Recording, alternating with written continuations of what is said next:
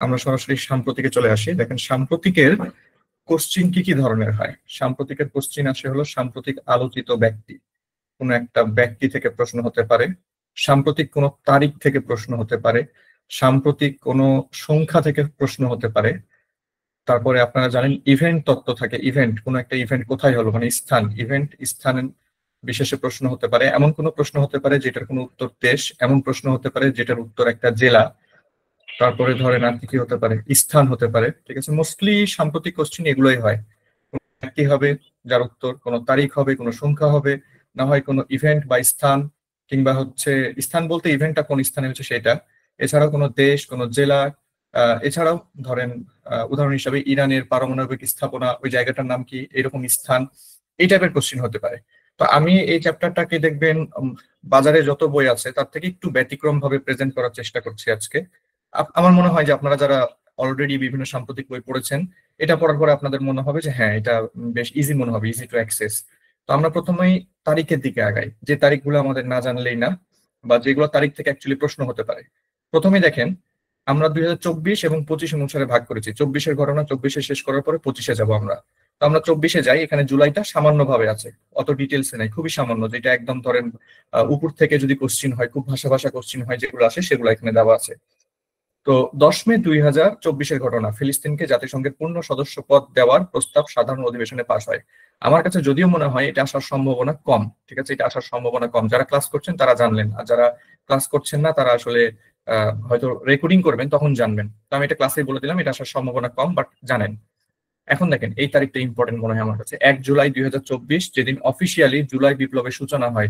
জুলাই বিপ্লব থেকে যে 4-5টা question most important আসার মতো, তার মধ্যে এটা একটা। 16ই জুলাই, যেদিন আসলে বলতে গেলে আমাদের জুলাই আন্দোলনের মূল টার্নিং পয়েন্ট ছিল, শহীদ আবু সাইদ তিনি শহীদ হন। এখন আবু সাইদ সম্পর্কে আমরা ডিটেলস পড়বো, সেটা ওই চ্যাপ্টারে গিয়ে, এখানে আর পড়বো না। এরপরে 17ই জুলাই চলে আসেন, কমপ্লিট শাটডাউন কর্মসূচি ঘোষণা। এটা কিন্তু ঘোষণা হয় এই দিনে, এবং পরবর্তীতে এটা চলমান থাকে 18 থেকে 22 জুলাই। এগুলো রিটেন হইলে আপনাকে বলতাম, সুন্দর করে পড়াইতাম যে কবে থেকে কবে থাকে। রিটেনে তো অনেক তথ্যবহুল লেখা লিখতে হয়। এরপরে দেখেন 18 জুলাই আসেন। 18ই জুলাই হচ্ছে মীর মাহফুজুর রহমান মুগ্ধ নিহত হয়। তার মানে আবু সাইদ যেমন একটা ইম্পর্টেন্ট, আরেকটা হচ্ছে মুগ্ধ ইম্পর্টেন্ট। এবং আরেকটা বিষয় বলি, এই এই যে 18 জুলাই, এটা কিন্তু এটা কিন্তু প্রাইভেট ইউনিভার্সিটি থেকে প্রতিরোধ আছে। তো এটা হচ্ছে বেসরকারি বিশ্ববিদ্যালয়ে প্রতিরোধ দিবস ঘোষণা করা হয়েছে পরবর্তীতে। আর এই দিন রাত্রে আপনারা জানেন আমরা ইন্টারনেট বিচ্যুত হয়ে গেছিলাম। আমি তো ওই সময় খুব অসহায় হয়ে গেছিলাম, কারণ আসলে দেশের এইরকম অবস্থায় কোনো নিউজ টিউজ কিচ্ছু পাচ্ছি না। আর মোবাইলের ব্যালেন্সটাও একটা ওই সময় এমন অবস্থায় ছিল যে ব্যালেন্স এই যুগে কে রাখে, বিকাশে টাকা থাকলে তো ব্যালেন্স পাওয়া যায়, বাট বিকাশে খুব লিমিটেড টাকা ছিল। তো যাই হোক, সেই ডিজিটাল ক্র্যাকডাউন, আমার বাসায় কোনো টিভিও নাই, মোস্টলি এখনকার যুগে আমরা ইন্টারনেট থেকে খবর পাই। তো 18 জুলাই এই কথাটা মাথায় রাখতে হবে, ডিজিটাল ক্র্যাকডাউন। তারপরে দেখেন 23শে জুলাই আসেন, সরকার চাপে পড়ে আমরা জানি সেদিন ঘোষণা দিতে বাধ্য হয় যে 93% মেধা। এটাও একটা প্রশ্ন হতে পারে যে বর্তমান চাকরির নিয়োগে কত পার্সেন্ট মেধা এবং কত পার্সেন্ট মুক্তিযোদ্ধা কোটা, এটা মাথায় রাখতে হবে। আরো 1% আছে, আমরা একটা জানি উপজাতি হচ্ছে 1%, আর 1% হচ্ছে প্রতিবন্ধী কোটা। আচ্ছা, তারপরে চলে আসেন 4 আগস্ট। এটা কিন্তু 4 আগস্টে বৈষম্য বিরোধী যে ছাত্র আহ নেতারা ছিল, তারা হচ্ছে কর্মসূচি ঘোষণা করে, লং মার্চ টু ঢাকা বা মার্চ টু ঢাকা। তো এটা প্রথমে 6 আগস্ট থাকলেও পরিস্থিতি বিবেচনায় 5 আগস্টে আনাই নেওয়া হয়। অ্যাজ ইউজুয়াল 5 আগস্টে আপনারা সবাই জানেন যে পুরো দেশ ঢাকা মুখী হয়েছিল। আমি নিজেই ঢাকায় থাকতাম। বাধ্য হয়ে আমাদের তৎকালীন প্রধানমন্ত্রী শেখ হাসিনা ইন্ডিয়াতে চলে যাই, এবং 5 আগস্টে অপর নাম হতে 36 জুলাই, কারণ আমরা জুলাই কাউন্ট করছিলাম ওই সময়। আগস্টে আসেন, অন্তর্বর্তীকালীন সরকার গঠিত হয়। এই প্রশ্নটা এমনিতেও ইম্পর্টেন্ট। তারপরে 27 আগস্টে আসেন, বাংলাদেশ গুম কমিশন গঠন করা হয় বাংলাদেশে। তো এগুলো আসতে পারে, গুম কমিশন বাংলাদেশে কবে গঠন করা হয়, এই তারিখটা ইম্পর্টেন্ট। আমি শুধু প্রথমে মনে হয় একটা তারিখকে বলেছি যে না আসলেও চলবে, মানে না পড়লেও চলবে, 10 মে। তারপরে কোন তারিখ আপনি বাদ দিতে পারবেন না। তারপরে দেখেন এইটা বেশি ইম্পর্টেন্ট, যে বাংলাদেশ কততম দেশ হিসেবে গুম বিরোধী আন্তর্জাতিক সনদ, এটা ইংলিশে হচ্ছে ICPPED, ফুল মিনিং বিশাল বড়। ঠিক আছে, আপাতত বাদ দিলাম। লাস্টে ডি ফর ডিসঅ্যাপিয়ারেন্স মানে গুম যেটা। তো এটা 29 আগস্ট 2024 বাংলাদেশ 76তম দেশ হিসেবে স্বাক্ষর করে। তাহলে এই সব কয়টা যা বললাম পুরোটা মনে রাখতে হবে। 10 সেপ্টেম্বরে আসেন, শহীদ জুলাই স্মৃতি ফাউন্ডেশন গঠন করা হয়। 1 অক্টোবরে যেটা দেওয়া আছে এটা আসার সম্ভাবনা কম, সুপার শপে প্লাস্টিক শপিং ব্যাগ নিষিদ্ধ করা হয়।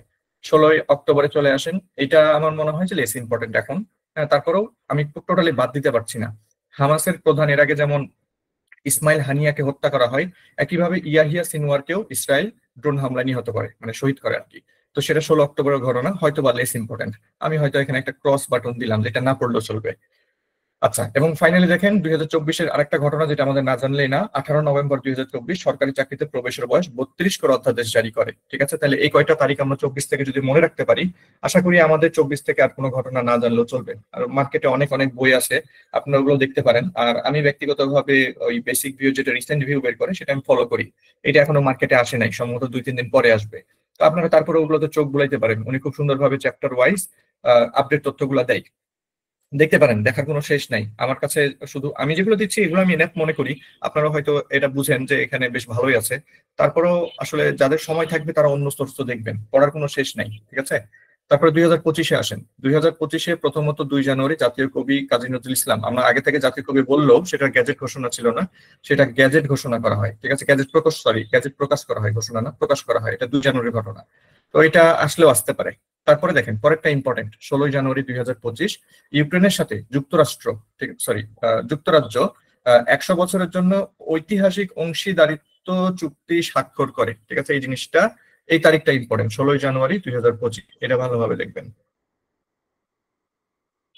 হ্যাঁ, আচ্ছা, তারপরে দেখেন এবার আমরা 20 জানুয়ারি আসি। 20 জানুয়ারি পুরো ওয়ার্ল্ডের আরেকটা টার্নিং পয়েন্ট, কারণ এই দিন ডোনাল্ড ট্রাম্প দায়িত্ব গ্রহণ করে।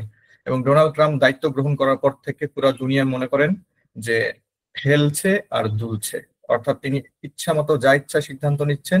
তার মধ্যে ওই দিনই যদি ক্ষমতায় আসলো, 20 জানুয়ারি ক্ষমতায় এসেই তিনি প্রথম যেটা করেছে, WHO এর সদস্য পদ ত্যাগ করেছে। আরেকটা যেটা করেছে, প্যারিস জলবায়ু চুক্তি যেটা, সেখান থেকে আবারও প্রত্যাহার ঘোষণা করেছে নিজেদেরকে। এর আগেও একবার করেছিল, সে আবারও করেছে। এবং চুক্তি প্রত্যাহার ঘোষণা করলেই সাথে সাথে সেটা কার্যকর হয় না, এটা কার্যকর হইতে কিন্তু 2026-এর 27 জানুয়ারি পর্যন্ত যুক্তরাষ্ট্রকে অপেক্ষা করতে হবে। আর আরেকটা জিনিস মাথায় রাখবেন যে বর্তমানে কিন্তু সব থেকে বেশি বয়সী প্রেসিডেন্ট হিসেবে ক্ষমতা গ্রহণ করেছেন ট্রাম্প। এর আগে জো বাইডেন যিনি ছিলেন, তিনি সব থেকে বেশি বয়সী প্রেসিডেন্ট ছিলেন। বা ট্রাম্প এবার ক্ষমতা গ্রহণ করার পরে এখন ট্রাম্প নতুন রেকর্ড করলো। এরপরে দেখেন এনসিপি হচ্ছে 28 ফেব্রুয়ারি 2025-এ গঠিত হয়, এই তারিখটাকে আপনি বাদ দিতে পারেন না। আচ্ছা, এরপরে চলে আসেন, এবার আমরা মার্চ মাসের ঘটনায় আসি। খেয়াল করেন আমি এগুলো সেপারেট করেছি মাস মাস ওয়াইজ, যেন আপনাদের পিক করতে সুবিধা হয়। এবং কোনটা ইম্পর্টেন্ট কোনটা বাদ দিতে পারবেন সেগুলো আমি ক্লাসে বলে দিচ্ছি, আশা করি আপনাদের সুবিধা হবে। 5 মার্চে আসেন। 5 মার্চ হচ্ছে জুলাই গণহত্যা নিয়ে জাতিসংঘের যে প্রতিবেদন, সেটা আনুষ্ঠানিকভাবে জেনেভায় উপস্থাপন করা হয়। জেনেভার কথাটার দিকে যেমন ফোকাস দিবেন, 5 মার্চের দিকে একটু ফোকাস দিন, বাট খুব বেশি ইম্পর্টেন্ট না, আবার আসার মতো। 13 মার্চ থেকে 15 মার্চ, এই তিনটা মনে রাখবেন, এই তিনটাই সিকুয়েন্সিয়ালি মনে রাখবেন। যে আমাদের জাতিসংঘের অ্যান্তনিও গুতেরেস বাংলাদেশে আসছিল, 4 দিনের জন্য আসছিল। তো 13 তারিখে তিনি আসলেন, বাংলাদেশে ল্যান্ড করলেন। তারপরে 14 তারিখে তিনি রোহিঙ্গাদের সাথে ইফতার করলেন। ঠিক আছে, এবং 15 মার্চ তিনি গুলশানে একটা জাতিসংঘ হাউস উদ্বোধন করেন। তো এই তিনটা ঘটনায় মনে রাখবেন, আসার মতো। অ্যান্তনিও গুতেরেস থেকে যদি কোনো প্রশ্ন হয় সাম্প্রতিকে, তো এগুলাই হবে। এবং বিসিএস এর যেগুলো সাম্প্রতিক প্রশ্ন, সেগুলো কিন্তু গত বছর পর্যন্ত আসতে পারে। অর্থাৎ 2024-এরও কোনো কোশ্চিন বিসিএস এর জন্য সাম্প্রতিক হতে পারে।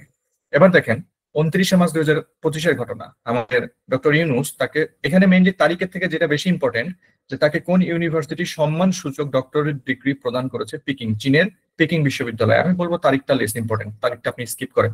আমি কিন্তু বেশ কিছু তারিখ কেটেও দিলাম। এরপরে এপ্রিল মাসে চলে আসেন।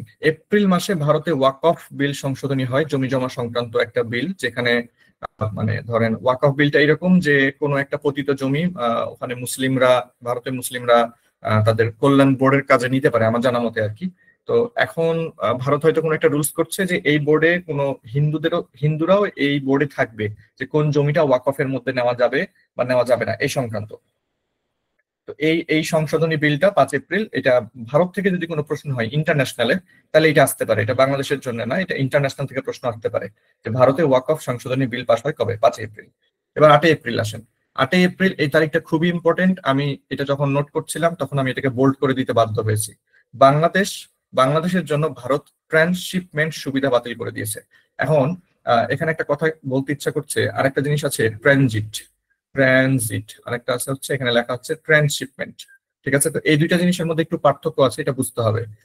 ট্রান্সশিপমেন্ট হচ্ছে বাংলাদেশের কোনো প্রোডাক্ট যদি আপনি ধরেন বাংলাদেশি একটা যানবাহন নিয়ে ভারতের বর্ডার পর্যন্ত নিয়ে গেলেন, তারপরে ভারতের কোনো ভারতের কোনো আপনি যানবাহন ব্যবহার করে অন্য কোনো দেশে যদি পৌঁছায় দেন, ফর এক্সাম্পল ধরেন আমাদের নেপালে একটা প্রোডাক্ট পৌঁছাইতে হবে বাংলাদেশ টু নেপাল, তো আমি মাঝখানে ইন্ডিয়ার ট্রান্স মানে ইন্ডিয়ার পরিবহন ইউজ করলাম এবং ফাইনালি নেপালে নিয়ে গেলাম, তাহলে বাংলাদেশ, ইন্ডিয়া, নেপাল, এবং মাঝখানে আমি যেটা করলাম যে ইন্ডিয়ার যানবাহন ব্যবহার করলাম, তাহলে সেটা হচ্ছে ট্রান্সশিপমেন্ট। আর ট্রানজিট হচ্ছে এই ক্ষেত্রে বাহন যেটা সেটা বাংলাদেশেরই থাকবে, বাংলাদেশ শুধুমাত্র ইন্ডিয়ার ভূখণ্ড ব্যবহার করে নেপালে চলে যাবে, যানবাহন চেঞ্জ হবে না। তো ট্রানজিট আর ট্রান্সশিপমেন্টের কথাটা বললাম। এখন বাংলাদেশ কিন্তু ভারতের এয়ারপোর্ট ব্যবহার করে বিভিন্ন দেশে কাপড় পণ্য বা অন্যান্য পণ্য পাঠাইতো, নেপালও পাঠাইতো, ভুটানও পাঠাইতো। এই সুবিধাটা কিন্তু ভারত বাংলাদেশকে দিচ্ছিল 29 জুন 2020 থেকে। আমরা জানি যে ভারতের সাথে বাংলাদেশের আওয়ামী লীগ আমলের সম্পর্ক অনেক ভালো থাকে, কারণ এখানে আওয়ামী লীগ বাংলাদেশ ভারতকে অনেক সুবিধা দেয়। এখন পরবর্তীতে এখনকার সম্পর্ক সম্পর্কে আমরা সবাই অবগত। অ্যাজ এ রেজাল্ট ভারতকে কিছু ক্ষমতা দেখাইতে হবে, তো সেই ক্ষমতাগুলোর মধ্যে একটা হচ্ছে তারা কিন্তু ট্রান্সশিপমেন্ট সুবিধাটা বন্ধ করে দিয়েছে 8 এপ্রিল। এই তারিখটা খুবই ইম্পর্টেন্ট, ঠিক আছে, এটা মনে করেন যে চলে আসার মতো। এরপরে দেখেন 12ই এপ্রিলে মার্চ ফর গাজা কর্মসূচি পালিত হয় বাংলাদেশে। এটা লেস ইম্পর্টেন্ট, দেখতে পারেন, তারপরেও যাদের মানে মনে হয় যারা পড়া মনে রাখতে পারেন তারা দেখবেন, যারা মনে হয় যে পড়া মনে রাখতে পারেন না তারা দেখবেন না। পরের তারিখটাও আমি বলবো সেম, এগুলোকে আমি হালকা একটা ছোট দাগ দিচ্ছি। যদি মনে রাখেন, যে যদি মনে রাখতে পারেন তাহলে দেখবেন রোমান ক্যাথলিক ধর্মগুরু পোপ ফ্রান্সিস হচ্ছে ভ্যাটিকান সিটির রাষ্ট্রপ্রধান আর কি, তিনি মারা যান, উনি 266তম ছিলেন। তো এগুলো একটু লেস ইম্পর্টেন্ট মনে হয় আমার কাছে। তারপরেও এপ্রিলের মানে এটা কিন্তু 25-এর ঘটনা, 24 হলে আমি বাদ দিয়ে দিতাম। এবার 22শে এপ্রিল আসেন ভাই, এই তারিখটা খুব ইম্পর্টেন্ট, কারণ 22 এপ্রিল ভারতের পেহেলগামে জঙ্গি হামলা হয়, যেখানে 26 জন ভারতীয় মারা যায়। 26 জন ভারতীয় মারা যায়। এখন হামলা করে কারা? হামলা করে হচ্ছে টিআরএফ, এবং এটার ফুল মিনিং হচ্ছে দ্য রেজিস্ট্যান্স ফ্রন্ট। এটা পাকিস্তানের লস্করি তাইয়েবার একটা শাখা। এখন এখানে প্রথম কথা হলো, প্রশ্ন আসতে পারে ভারতের কোথায়? পেহেলগামে। দ্বিতীয়ত কতজন মারা যায়? 26 জন। তৃতীয়ত হচ্ছে কত তারিখের ঘটনা? 22শে এপ্রিল, ধরিত্রী দিবসের ঘটনা। তারপরে চলে আসেন প্রতিক্রিয়ায় কি হয়। প্রতিক্রিয়ায় ভারত আর পাকিস্তানের মধ্যে একমাত্র স্থল সীমান্ত আটারি ওয়াঘা বন্ধ করে দেয় ভারত। প্রশ্ন হবে আটারি ওয়াঘা কোন দুই দেশের স্থল বন্দর বা সংযোগ স্থান, এই টাইপের একটা প্রশ্ন হবে। তাহলে মাথায় রাখতে হবে আটারি ওয়াঘা হচ্ছে ভারত পাকিস্তানের মধ্যে। এবার 23শে এপ্রিলে চলে আসেন ধরিত্রী দিবসের পরের দিন। এই দিন সিন্ধু পানি চুক্তি, এই সিন্ধু পানি চুক্তিকে ইন্দাস জল চুক্তি, ইংলিশে বানানটা এরকম এরকম বলা হয়। এবং এই চুক্তিটা কবে হয়েছিল সেটাও লাগবে। বিশ্বাস করেন ভাই, এই যুদ্ধটা না হলে এই তারিখটা আপনার হয়তো জীবনও জানা লাগতো না, কিন্তু যেহেতু যুদ্ধ হয়েছে, ভারত সিন্ধু চুক্তি স্থগিত করেছে, তাহলে এই চুক্তি কবে হয়েছিল সেটাও আপনার জানতে হবে। সেটা হচ্ছে 19 সেপ্টেম্বর 1960 সালে চুক্তিটা হয়েছে। এবং প্রতিক্রিয়ায় পাকিস্তান কি করেছে? সিমলা চুক্তি বাতিল করেছে। আমরা এখনো কিন্তু যুদ্ধ এই সংক্রান্ত একটা আমাদের চ্যাপ্টার বাকি আছে, যেটা আগামী সপ্তাহে আমরা পড়বো। এবং এইখানে আপনার জানতে হবে সিমলা চুক্তিটা কবে হয়েছিল। সিমলা চুক্তি কিন্তু 2 জুলাই 1972-এ, বাংলাদেশের যুদ্ধের প্রেক্ষাপটেই হয়েছিল আর কি। সিমলা চুক্তি কিন্তু 2 জুলাই 1972-এ হয়েছিল। তাহলে এই দুইটা জায়গায় অনেক অনেক অনেক তথ্য পাইলাম আমরা যুদ্ধ সংক্রান্ত, 22 April 23 April.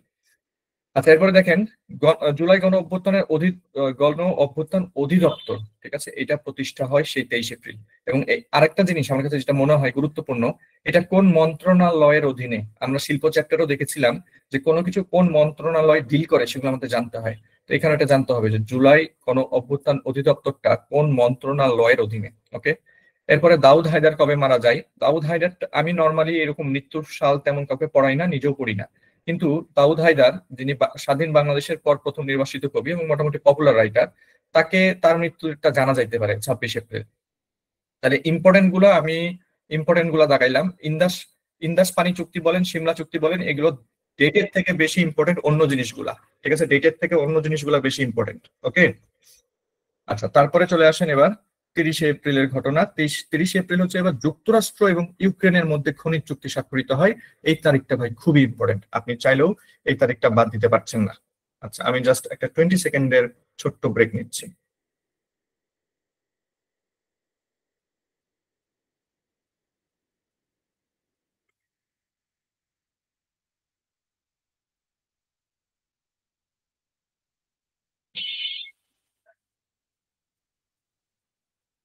Okay, I am back. আচ্ছা, তাহলে আমরা 30 এপ্রিলে ছিলাম। এরপরে দেখেন আমাদের ভারত পাকিস্তান যুদ্ধ কিন্তু শুরু হয়েছে, শেষ হয় নাই। তো শুরুটা হবে 22 এপ্রিল শুরু হলো। এবার সেই যুদ্ধ আরেকটু কন্টিনিউ হবে, আমরা 7 মের দিকে যাই। এখনো কিন্তু যুদ্ধ কন্টিনিউ, যুদ্ধ শেষের দিকে আমরা আগাই নাই। 7 মেতে আসেন। এখন ভারত কি করলো? ওই যে হামলা তার প্রেক্ষিতে অপারেশন সিঁদুর নাম দেখে বোঝা যাচ্ছে সিঁদুর টাইপের নাম ভারতেরই হবে। তাহলে ভারত এটা পাকিস্তানে হামলা করলো, কিন্তু ভারত হামলা করে বিশাল একটা ধরাশায়ী খাইলো। এবং আপনারা জানেন কিনা যে এই যুদ্ধের প্রেক্ষাপটে ভারত এবং যুক্তরাষ্ট্রের মধ্যে একটা দূরত্ব তৈরি হয়েছে। ভারতকে কিন্তু এর আগে যুক্তরাষ্ট্র অনেক বেশি ভাও দিত, অনেক বেশি মনে করেন পাত্তা দিত, কিন্তু এই যুদ্ধে দেখেছে যে ভারতের অস্ত্র এগুলো কিচ্ছু না, পাকিস্তানের কাছে ভূপাতিত হয়েছে সব। ভারতের ব্যবহৃত রাফাল, মিগ-29, সু-30 এই যুদ্ধ বিমানগুলো পাকিস্তান ভূপাতিত করেছে, এবং এই যুদ্ধে ভারতের বিশাল বড় একটা ইমেজ লস হয়েছে। ইমেজ লসটা শুধু বিশ্বের কাছেই না, বাংলাদেশের কাছেই না, যুক্তরাষ্ট্রের কাছেও লস হয়েছে। এবং সাম্প্রতিক সময় আমরা দেখতে পাচ্ছি যে ভারতের উপর যুক্তরাষ্ট্র কিন্তু শুল্ক আরোপ করেছে বাড়তি। এবং এটা কোনো, আমরা যেটা মনে হয় যে সামনে হয়তো ভারত ভারত হয়তো আরো রাশিয়ামুখী হবে। ভারত সামনে দেখবেন ব্রিক্স অভিমুখী হবে, রাশিয়া অভিমুখী হবে, তাদের সাথে সম্পর্ক ভালো হবে। এতদিন ভারত যুক্তরাষ্ট্রের সাথে অনেক I2U2 এগুলোর সাথে ছিল, ভারত কিন্তু I2U2 এগুলোতে যুক্তরাষ্ট্রের সাথে তারা কোয়াডে ছিল। সামনে দেখা যাবে রাশিয়ার সাথে সম্পর্ক ভালো হবে। যাই হোক, আমরা চলে আসি এবার হচ্ছে 8 মে, ওই যে পোপ মারা গেছিল তার জায়গায় তো 67তম পোপ আসতে হবে। পোপ হচ্ছে, আমি আবারও বলছি, পোপ হচ্ছে ভ্যাটিকান সিটি এর রাষ্ট্রপ্রধান, ঠিক আছে? তো বর্তমান পোপ হচ্ছে কে? Robert Francis Prevost. জাস্ট একটু আইডিয়াটা রাখলেন, এই তারিখটা লেস ইম্পর্টেন্ট। ভারতের অপারেশন সিঁদুরের তারিখটা আবার ইম্পর্টেন্ট। তারপরে চলে আসেন এবার পাকিস্তানকে তো পাল্টা হামলা করতে হবে। ভারত অপারেশন সিঁদুর পরিচালনা করলো, তাহলে পাকিস্তান যদি কিছু না করে তাহলে তো এটাই তো হার মানা যে পাকিস্তান শুধু আক্রমণ খাইলো। তো পাকিস্তান কি করলো? বুনিয়ানুম মারসুস, বুনিয়ানুম মারসুস, মারসুস তুই আমারে মারসুস, দাঁড়া আমি তোরে বুইনা ফেলামু। তো বুনিয়ানুম মারসুস পাকিস্তান ভারতে পাল্টা হামলা করলো। এবং ফাইনালি যেটা হলো, ওই একই দিনে পাকিস্তানের হামলার পরপরই ডোনাল্ড ট্রাম্প মধ্যস্থতা করলো। এবং এই বছর সম্ভাব্য ডোনাল্ড ট্রাম্পের নোবেল পুরস্কার কেউ থামাইতে পারবে না। আমার না, এটা পুরো ওয়ার্ল্ডেরও কথা। এবং নোবেল পুরস্কার আপনারা জানেন এটা হচ্ছে একটা বলতে গেলে something that is early made up, মানে যেটা হচ্ছে আগে থেকেই তৈরি করা থাকে আর কি, মধ্যস্থতা করাই থাকে। এরপরে চলে আসেন 20 মে 2025, এই তারিখটা ইম্পর্টেন্ট ভাই। বাংলাদেশ স্যাটেলাইট ইন্টারনেটের যুগে প্রবেশ করে, ঠিক আছে? বাংলাদেশ স্যাটেলাইট ইন্টারনেটের যুগে প্রবেশ করে স্টারলিংক এর মাধ্যমে। স্টারলিংক হচ্ছে এলন মাস্কের। তো 20 মে 2025 তারিখটা খুব ভালোভাবে পড়বেন। 21 মে পরের দিন সাইবার সুরক্ষা অধ্যাদেশ। অধ্যাদেশ কেন, আইন কেন না? কারণ বাংলাদেশে এখন কোনো সংসদ নাই। যদি সংসদ থাকতো তাহলে সকলের ভোটাভুটিতে, মানে সংসদ সদস্যের ভোটাভুটিতে আইন তৈরি হতো। যেহেতু সংসদ নাই, তাহলে এখন রাষ্ট্রপতি যা কিছু আইনের মতন তৈরি করবেন সেগুলো অধ্যাদেশ। তাহলে সাইবার সুরক্ষা অধ্যাদেশ যতদিন আমাদের অন্তর্বর্তীকালীন সরকার আছে ততদিনই এই কোশ্চিনটা ইম্পর্টেন্ট, এরপরে আর না। এরপরে চলে আসেন জুন মাসে। জুন মাসে আমরা জানি একটা খুব মর্মাহত হওয়ার মতন ঘটনা ঘটে। সেটা হলো যে ভারতে একটা যাত্রীবাহী বিমান বিধ্বস্ত হয়। এবং এটা কিন্তু একটা মেডিকেল কলেজের উপরে বিধ্বস্ত হয়, যেখানে 270 জন মারা যায়। জানা মতে প্লেনে সম্ভব একজন কি বেঁচেছিলেন, না সবাই মারা গেছিলেন, ঠিক আছে? আমি একজন মেবি বেঁচেছিলেন এরকমটাই জানি, যদি তিনি পরে মারা না গিয়ে থাকেন।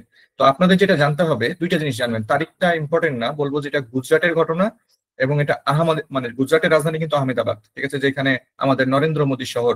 তো সেইখানে এই গুজরাটের রাজধানী আহমেদাবাদের যে ঘটনা, সেটা আপনি জানবেন, তাইলেই হবে। আর তারিখ যদি মাথায় রাখতে পারেন রাখলেন, না রাখলে নাই। আমার মনে হয় না এখান থেকে তারিখ দিবে, সব ধরনের তারিখ দেয় না। তবে পরের তারিখটা এবার ইম্পর্টেন্ট। 13 জুন 2025 আসেন। এখানে ইসরায়েল ইরানে হামলা করে। আমরা এই যুদ্ধের প্রেক্ষাপট জানি। 48তম BCS একটা সাম্প্রতিক কোশ্চিনও আসছিল, তবে তারিখ দেয় নাই। প্রশ্নটা ছিল যে ইরান ইসরায়েল যুদ্ধের প্রেক্ষাপট কি, মানে কেন যুদ্ধ হলো। তো এটার অ্যান্সার হচ্ছে পারমাণবিক, আমি অপশনগুলো ভুলে গেছি, প্রবাবলি অ্যান্সার হচ্ছে পারমাণবিক উত্তেজনা, এই টাইপের কিছু একটা। হ্যাঁ, আমার কোশ্চিনটা মনে নাই, বাট হ্যাঁ এই ইস্যু থেকে কিন্তু কোশ্চিন ছিল। এবং অনেকেই এটা কিন্তু পারে নাই, কারণ হচ্ছে যারা ধরেন সাম্প্রতিকের সাথে আপ টু ডেট না, কোথায় কি হচ্ছে কেন হচ্ছে এটা না জানলে আপনি পারবেন না। আমরা অনেকেই দেখেছি যে ইসরায়েল ইরান যুদ্ধ, আমরা জানি যে আমরা ইরানের পক্ষে, কেন পক্ষে না পক্ষে এত কিছু না জানি, আমরা ইরানের পক্ষে, মুসলিম হিসেবে পক্ষে। আমাদের ব্যাপারটা এরকম, মানে আমরা যারা কম জানি বা আমরা যারা কম পড়ি তারা আমরা এইভাবে জানি, কিন্তু এটা ডেপথ জানতে হবে। এখন দেখেন, ইসরায়েল যে ইরানে হামলা করলো, এই যুদ্ধের তাদের যে অভিযান সেটার নাম ছিল rising lion, operation rising lion. এবং পরবর্তীতে ইরান কিন্তু শক্তিশালী দেশ, এবং এই যুদ্ধে যদি ইসরায়েলকে যুক্তরাষ্ট্র সাপোর্ট না দিত, তাহলে আসলে ইসরায়েল তুলাধুনা হইতো, যেটাকে বলে হোয়াইট ওয়াশ করে দিত। তো ইরান যে অপারেশনটা চালায় সেটার নাম অপারেশন ট্রু প্রমিস।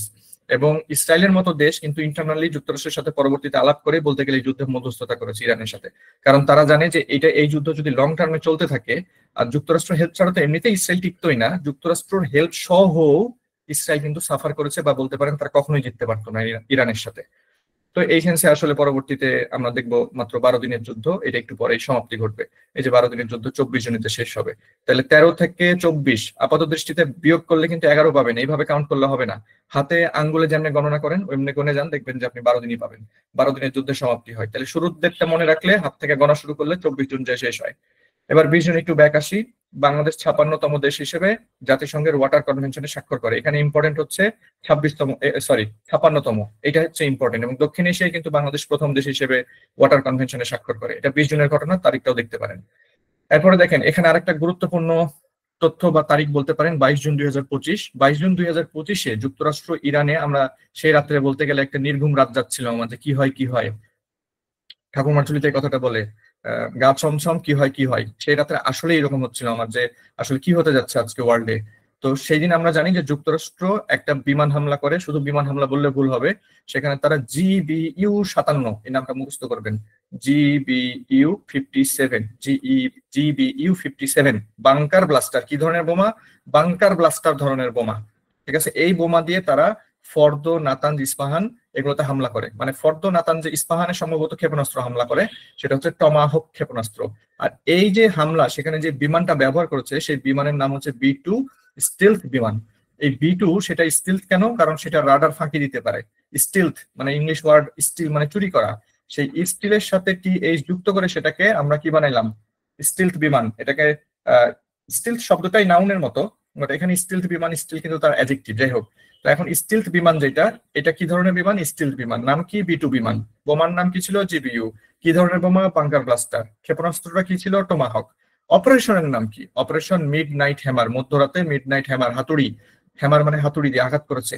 এবং একই সাথে তিনটা জায়গার নাম জানতে হবে, ফর্দো, নাতানজ এবং ইস্পাহান। এই তিনটার নাম মুখস্থ করে ফেলবেন, ঠিক আছে? দরকার হলে উঠতে বসতে বিভিন্ন জায়গায় লিখে রাখবেন, ফর্দো, নাতানজ, ইস্পাহান। এগুলো ইরানের পারমাণবিক স্থাপনা, যেখানে যুক্তরাষ্ট্র হামলা করেছে, এবং এসব জায়গায় ইরান ইউরেনিয়াম সঞ্চয় করছে। আচ্ছা, তারপরে 23 জুনে আসেন। 22 জন যে হামলা করলো, ইরান যদি কিছুই না করে তাইলে তো আসলে ইরানকে আমরা দুর্বল, মানে পুরো বিশ্ব তো দুর্বল ভাববে। প্রতিবাদে ইরান কি করে? কাতারে, বাহরাইনে এবং ইরাকে মার্কিন যে ঘাঁটিগুলো ছিল সেগুলোতে মিসাইল হামলা করে। এটা আসলে একটা শো অফ হামলা ছিল, কারণ যুক্তরাষ্ট্রকে তারা আগে থেকে ওয়ার্ন করেছিল যে আমরা হামলা করব। যুক্তরাষ্ট্র তাদের যাবতীয় যা কিছু সরানো প্রয়োজন সরাই ফেলেছিল, এবং হামলার পরে কিন্তু ট্রাম্প ইরানকে থ্যাংক ইউ দিয়েছিল আগে থেকে জানানোর জন্য। তার মানে আমাদের কাছে মনে হয়েছে এটা আগে থেকেই প্ল্যান ছিল, যে হ্যাঁ যুদ্ধটা আসলে শেষ করতে হবে, বাট কারো যত সম্মানহানি না হয়, তাই সেটা এইভাবে হয়েছিল আর কি। এই মিসাইল আক্রমণগুলো আসলে কোনো সিরিয়াস হামলা ছিল না। এরপরে চলেন, এই তারিখটা আমার কাছে ইম্পর্টেন্ট মনে হয়। এনবিআর এর ঘটনা আমরা মোটামুটি জানি। কিছুদিন আগে এনবিআর এর ওই যে কর্মকর্তাগুলো যখন কি করলো, তারা কর্মবিরতি দিল। তার আগের প্রেক্ষাপট ছিল যে এনবিআর কে দুই ভাগে ভাগ করা হচ্ছিল। এটা করা হচ্ছিল মূলত দুর্নীতি দমন করার জন্য। এনবিআর যখন একাই রাজস্ব নির্ধারণ করে আর রাজস্ব উত্তোলন করে, তখন আসলে দুর্নীতির একটা অবকাশ থাকে, সুযোগ থাকে। এটা বন্ধ করার জন্য এনবিআর কে দুই ভাগে ভাগ করার সিদ্ধান্ত নেওয়া হয়। তখন দুই ভাগে ভাগ করলে তো বুঝতেই পারছেন নিজেদের সমস্যা। তো অ্যাজ এ রেজাল্ট এনবিআর এর কর্মকর্তারা তখন কি করে, একটা কর্মবিরতিতে যায়। এবং কর্মবিরতিতে গেলে এনবিআর তাদের মতো সংস্থা যদি কর্মবিরতিতে যায়, তাহলে আসলে পুরো দেশ, মানে একটা সেক্টর অচল হবে।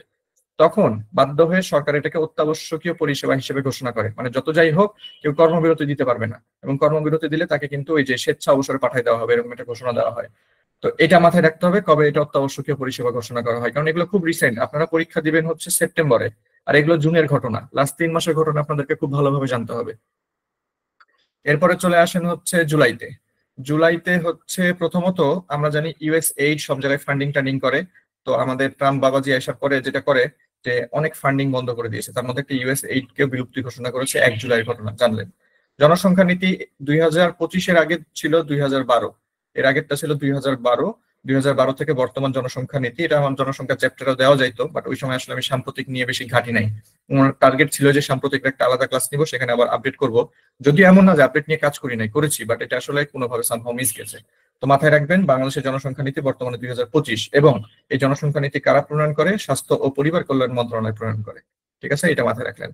এখন দেখেন, ভারতের মতন একটা ঘটনা আমাদের বাংলাদেশেও হয়েছে 21 জুলাইয়ের ঘটনা। তারিখটা ইম্পর্টেন্ট, সেটা হচ্ছে মাইলস্টোন স্কুলের উপরে বিমান দুর্ঘটনা ঘটে। এবং খুবই একটা কি বলবো, ট্র্যাজেডি। এমন একটা ট্র্যাজেডি, এমন কারো যদি কেউ পাথর না হয়, তাছাড়া তার মন কাঁদে না, এটা হওয়ার কথা না। এবং চালক ছিল কে, মানে বিমান পরিচালনা করছিল তৌকির আহমেদ। এই বান্দাটা হচ্ছে আমাদের রাজশাহীর বান্দা। এটা রাজশাহীর বান্দা এবং আমার এক ব্যাচ জুনিয়র। ঠিক আছে, যাই হোক, কেউ তো আর ইচ্ছাকৃত করে দুর্ঘটনা ঘটায় না। এটা আমরা বাংলাদেশের যাবতীয়, বাংলাদেশ কেনেই সব হচ্ছে ডাম্পিং পণ্য, পুরান জিনিসপত্র কিনে নিয়ে আসবে এবং তারপরে ম্যাল ফাংশন হবে, ধ্বংস হবে। এটা বাংলাদেশের জন্য খুবই নর্মাল, বাংলাদেশ এগুলো জিনিস আপডেট করে না। তো আসলে এটা এই পাইলটেরও একটা দুর্ভাগ্য, পাইলট বলবো না, বলবো যে একজন আহ কি বলবো, একে এয়ারফোর্সের, উনি এয়ারফোর্সের কি কি কোন র্যাঙ্কে ছিল আমার মনে নাই, ঠিক আছে, আমি ভুলে গেছি। অবশ্যই আহ মনে হয় লেফটেন্যান্ট কি জানি পদটা দেখলাম। আচ্ছা সরি, আমি আসলে ওনার র্যাঙ্কটা ভুলে গেছি। যাই হোক, তো এখন কথা হচ্ছে যে এটা বাংলাদেশের জন্য খুবই প্যাথেটিক একটা ঘটনা। এখান থেকে যদি মাথায় রাখতে চান তাহলে 21 জুলাইটা মাথায় রাখবেন, মাইলস্টোনটা মাথায় রাখবেন, আর তৌকির ইসলামের নামটা মাথায় রাখবেন। এই সময় একটা জিনিস বলি, ভারতেরও একটা বিমান দুর্ঘটনা ঘটেছিল যে সময় বাংলাদেশের অনেক মানুষজন খুশি হয়েছিল, কারণ ভারতের সাথে আমাদের একটা শত্রু ভাবাপন্ন সিচুয়েশন চলছে। কিন্তু কথা হচ্ছে যে ভারতের, আপনারা যেগুলো নিউজ দেখতে পান বা যা কিছু ঘটে সেগুলো পলিটিক্যাল ঘটনা। এই দুর্ঘটনাগুলোয় যারা মারা যায় তারা আমজনতা। ঠিক আছে, আমজনতার মধ্যে আসলে অনেকেই থাকবে আমাদের পক্ষে, অনেকেই থাকবে আমাদের বিপক্ষে। তাহলে বলেন, যেটা নিয়ে আমরা কয়েকদিন আগে হাসাহাসি করলাম, তার কয়েকদিন পরে বাংলাদেশেও একটা ট্র্যাজেডি ঘটে গেল। ঠিক আছে, তো এখন যদি ভারত এই ঘটনায় হাসে তখন আমাদের কি ভালো লাগবে?